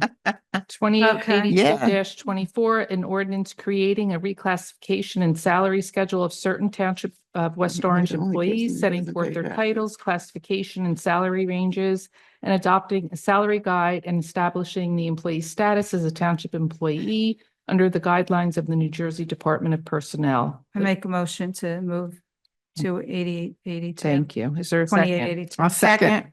Thank you. Councilwoman Castellino, Yes. Councilwoman Geber Michael. Yes. Councilwoman Yes. Scarpa, Councilwoman Williams. Questions on this? Councilwoman. Go Yeah. ahead, Thank you. Councilwoman. I have a question regarding the extra duty assignments, not the road jobs. I noticed growing up here, you know, I used to go to Essex Green, the movie theater, you see a lot of police and you don't see as many now. My question is, when looking at the salaries, they seem a little low for the extra duty assignments. What was it back then? Has it changed much? I mean, it's my understanding the dollar figures only changed minimally. Why aren't we making it more realistic dollar amount, especially if the cost isn't to the taxpayer, the cost, excuse me, it isn't for, it's, the cost is being accrued by the vendor who's paying the police. So I have been in discussions with the unions about raising the rates and the fees, and everybody's kind of desirous of waiting to see how the contracts went and raising it after that. But the other thing is that back when you're referring to when you're growing up, the some of the restrictions put in place by the land use boards required that West Orange police be hired, and there was a case for an attorney general's decision. I don't recall which. They're not our guys. anymore. Consequent to that, yeah, that you can't do that. You can't restrict that West Orange Police or Trenton Police or any other municipality And police it's be cheaper hired. for you to subcontract Yeah. subcontract Much, it out to a yeah. security firm. Yeah, much cheaper. Yeah, that's common sense. A lot of retired. Yeah, but police the officers amount are- didn't go up. I'm trying to look for my notes. My understanding is it's I'm probably all went for up just a raising it. couple of dollars. Yeah. So I'm all for raising it. I it's have actually no not coming. objection. Okay, so you'll get back to us after the, Yeah, once the Contract. contracts are done, Thank we'll sit you. and raise the rates. And I'm sure that our fine officers and folks working in the police department would appreciate that too. It doesn't make sense that, you know, that money's going to okay. elsewhere, you know, Okay. and it just I mean, I suspect in most instances it still will because they can probably contract with private security cheaper than. Yeah, cheaper. and I've noticed too, yeah, they're not. Yeah, Maybe the not rate- right now. And because The it's- rate just doesn't make Security. sense. The rate's Twenty artificially low. twenty-four, very, very low. Okay, the Right, chief will so- get back to us. Thank you, chief. Anybody else? All good, okay, thank you, Madam Clerk. 2883-24, an ordinance amending chapter 25, section 24.7 of the general ordinances of West Orange, filming. I'd like to make a motion to table this evening. Second. Thank you. Second, I had asked for additional information, which I didn't expect to receive tonight with the comparisons of the other towns. To get Send the- it to you. Yeah, but I couldn't look at it this afternoon. I know time. I know, no, no, It's my I need more understanding, time. if I can make a comment regarding this, Yeah. it's my understanding that our fees are not in sync with some of the other municipalities. Yeah. And I'm very concerned because I know that we have had some of our filming opportunities that have gone to other municipalities. So if you sent that information, Mr. Smeraldo, can you share with us? Yeah. That so that maybe Yeah. we don't table this? Because I would hate for us to So let me to go- lose let me pull it up. income at the end of the year. Hold up so I can just, so what happened was. Last year, the mayor asked that we go into, and I'm sorry, I'm trying to pull this up. Because we're already film ready. Well. No, we're we- not film ready. No, we are We film are. ready. We are film We're ready. film ready, but we're not getting film, every opportunity to receive. I know, but Councilwoman, here's the thing. We gotta look, we set rates. And we set rates for a reason, because when the filming companies come, it's great. We want them to come to bring revenue, but they also bring, traffic and other inconveniences in the township. So I want to see what the rates are and study it. I don't want to just So- look at it for 2 so what I- seconds So tonight. what I did was I did send it to you. And so what happened was we received the film designation this past March, I think. Yes, something like that. March. So, and that was after a year of applying, and the mayor had asked us to look into it, so we went to the seminars and we applied, we did everything we're supposed to do. When we looked at the fees for the permits, when we last year changed our permits, we were looking at revenue, we made ours a little higher. Once we were awarded, recently, we had several productions come to town, some were major motion Mhm. films, and some were a little bit less. And we got a phone call from the commissioner. I got a phone call from the commissioner because they called the mayor and said, our fees are a little high. We were able to accommodate to make things a little bit more palatable. Because the director of zoning the planning director has the ability to change it. But the state said, look, if you have this designation and you want the purpose of being able to bring people into the community, more filming. You want to lower your fees because it's going to bring in more work, it's going to be more employment, it's going to stimulate the economy, and that's stuff that I said to you. I also gave you the link to the New Jersey I Film know. Commission so you can see that. And what I did do is I went in to see who all the communities were awarded this year, and I did a comparison, that's what I sent to you, of all the different communities and what they charge. Now, we did have one film this year that was supposed to come in, but because the Borough of Keensburg, which is not on here, Borough of Keensburg doesn't charge at all, they decided to go to Keensburg. We got nothing for it, and not that, sometimes it's notoriety, but it's about supporting the arts, which is what we do. That was OSPAC. The OSPAC, yeah, we Yeah, I had support heard the about arts, that, and that yeah. we're trying to support the arts, so. I put this together and I put all the numbers together and I did it by comparison, and the average is what we discussed. The thing is, the ordinance doesn't affect fees. Right, The ways that the ordinance is set up, the fees are established by resolution. right. So, But there's a lot of deletions in our ordinance. yes, and that was done with the film commission in order for us to retain the film ready designation. So we're adopting their recommendation because the township wants to keep that film ready designation. Right, so if we change this ordinance, all we're doing is to say that, like we did with the other ordinances, that we're gonna set our fees through resolution. So what we're asking you tonight is to take into accordance, become into New Jersey Film Ready compliance, and give us the ability to set our fees through resolution. So you're not setting fees tonight, you're setting the ability. to I know, set but- the The next council meeting, when if this passes and goes on to then you will also have a resolution that will set the fees. Right. So, but again. They are gonna be lower, because that was the recommendation. But there's a lot of language that was deleted out of this ordinance that protects the township. So I'm a little, I get we want to be film ready. But yet, is it worth it if we're taking it? And again, I have to really study it. I didn't have time to, because we got the capital budget I was worried about.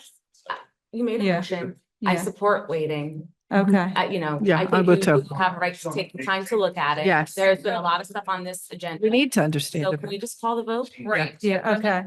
Just say one thing before we do. So this is on first reading. So that means it would have to be the new year. Because Oh, this first is the reading same is the- situation. Right. Oh, It's Lord. 12/10.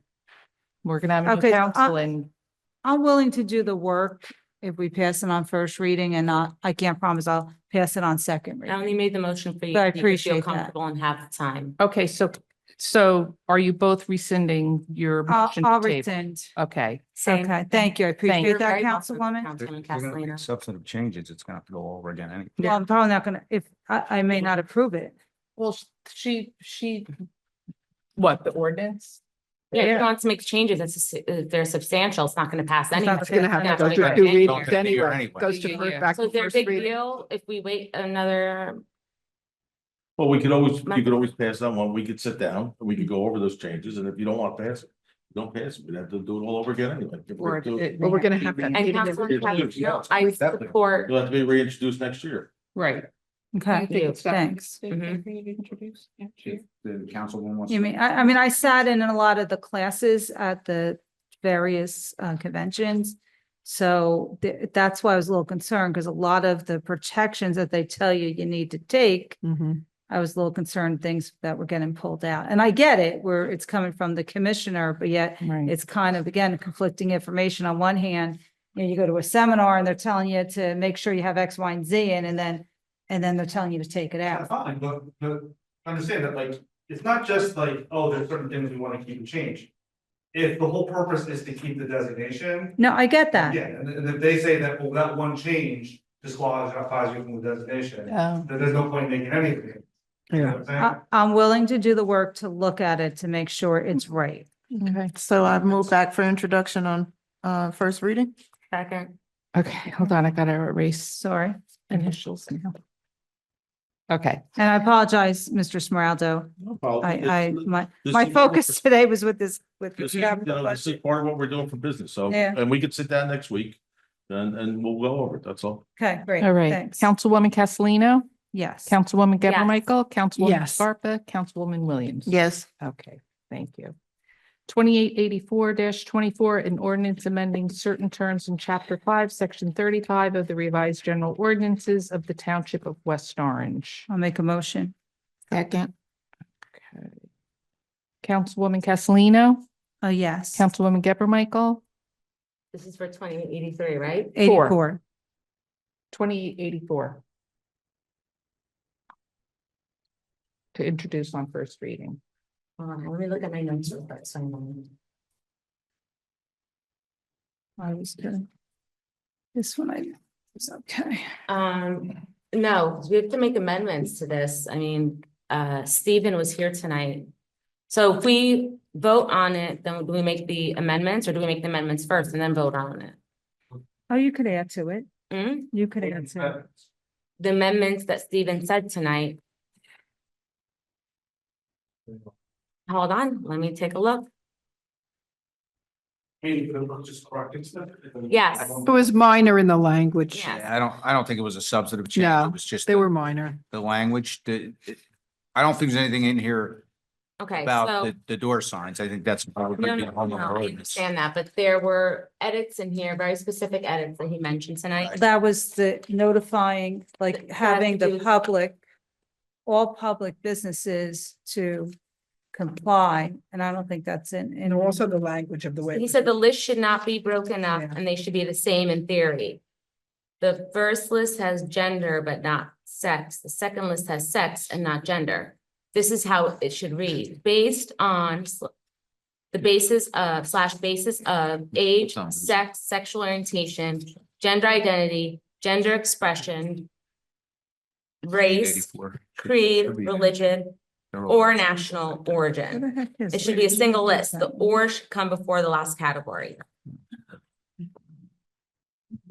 Yeah, I think you changed. Mr. Moon? Identity from sexual orientation. Unless we want to ask him to send us an email with the, I think that would make sense. That would be Let's great. let's table this. Well, then that. Or let's just wait till January then. I mean, what's it, like, this has to get done. We could still. You're gonna wait till January? If we don't have a. Your new council Is it colleagues, council your new meeting? council colleagues are gonna love you. You don't know that. You can't make assumptions.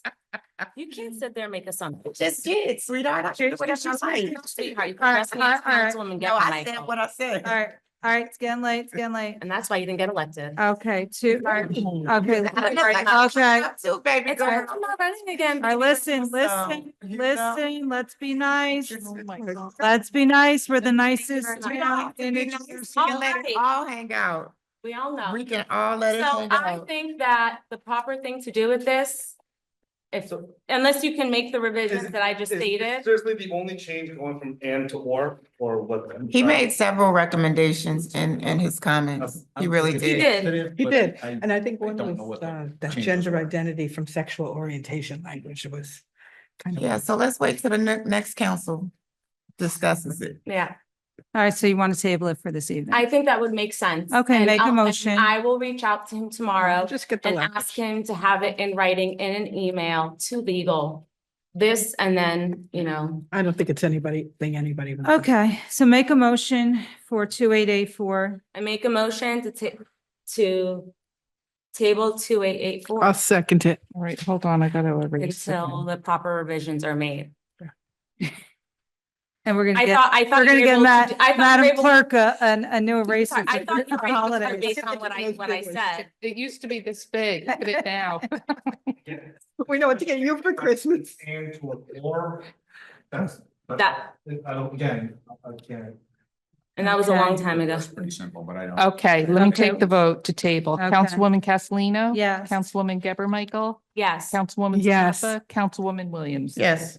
All right, we got Motion one carries. more. 288524, an ordinance granting renewal of municipal consent to Comcast of New Jersey to construct, connect, operate, and maintain a cable television and communication system in the municipality of West Orange. Is there a Okay. motion to introduce on? So, I have so, some questions on this one. okay, so I'm gonna make the motion. Okay, is there a second? Well, can we? Well, can I ask my let's question have the Well, first? first, we gotta get a second. Second, Yeah, second. and then- Okay. You don't understand procedure yet? Wow, Go, 2 go, years go, in and okay, we still don't okay, Okay, okay, let her let's, go on. go ahead, Councilwoman, make your statement. Don't worry. Nasty. So I have a question. The 2%. The previous company that we contracted with, did we have a similar deal with the 2%? Not exactly, it's not like an agreement. It's not the way it works. It's not like there's one. Basically- Microphone, sir. Basically, any cable company that wants to operate, so they have to go and apply.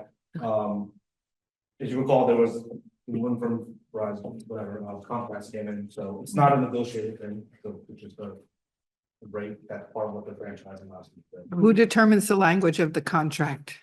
It's not a contract. Oh, well, who determines So- that language of what they can do and? They're, all that we're doing is they're going to, the Board of Public Utilities to get approval, to operate, to keep their franchise license, and they just need to, it's like the, whether or not the municipality objects or not, that's basically what it comes down to. Did they project what their gross revenues are? Did they tell you what their gross revenues are for the year? You have the same That's okay. information I was at. Okay. because I was taking it from there. I do have an issue under construction requirements where it says removal or trimming of trees. I don't think they should be able to exercise their right and privilege to just remove any tree they want. I think we should remove the word removal. And I think that they should follow our tree ordinance because that's important. If that's the case, they can go and remove any trees they want within their rights, the way it's written. Is this for Comcast? Mhm. So I don't think normally they in don't. other municipalities, I'm not That's how suggesting we trees. do anything, different.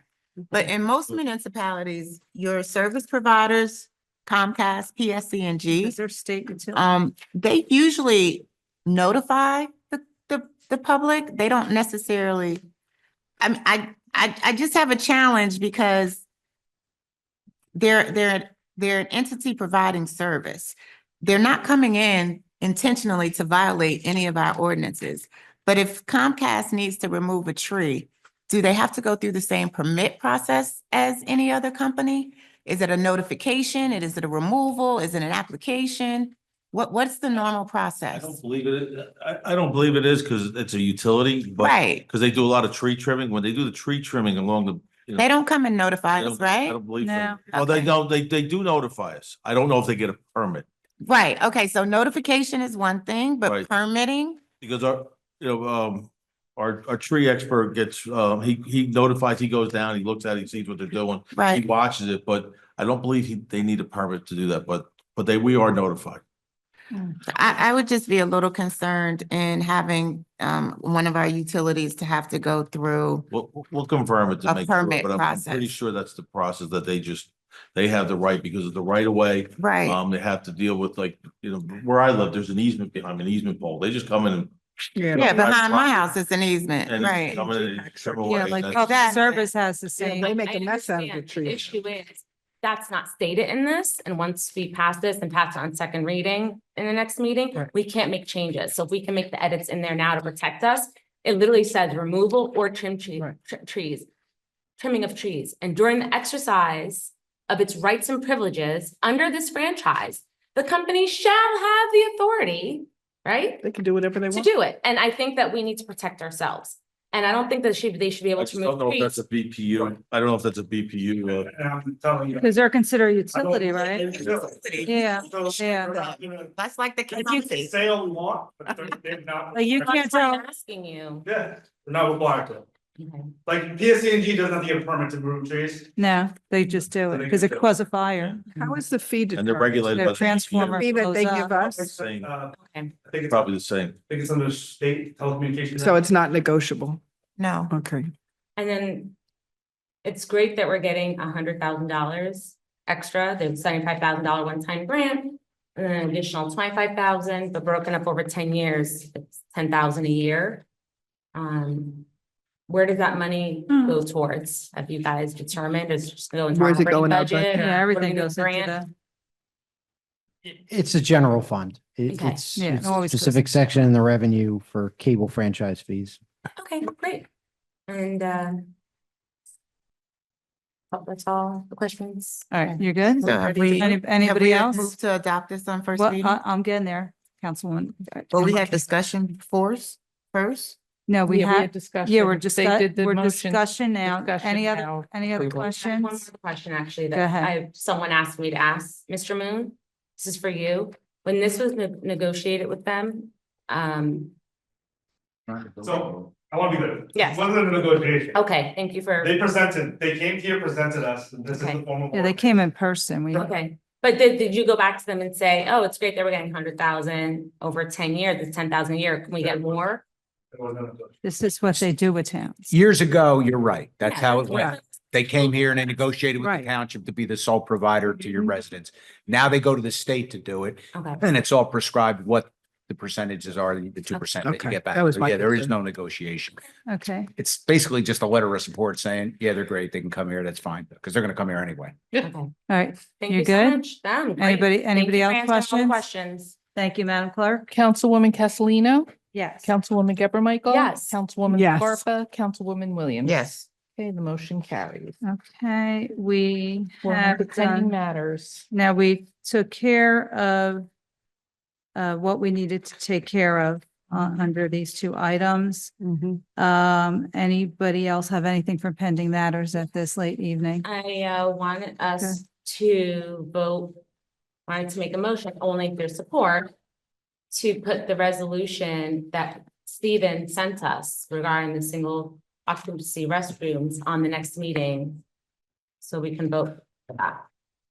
So I'm not against that, Mhm. but I want to do my homework on it. Is it an ordinance? Yeah, you Yeah, okay, I thought it was I Yeah. thought it was a resolution. No, Okay, yeah. Oh, yeah, So that's that right. would go on okay. next year. Okay, And thank you, Mr. Moon. and I have Ms. Brill's doing some due diligence with the business owners, so I don't think it's gonna be an issue, but we just want to vet Is it. there anything else?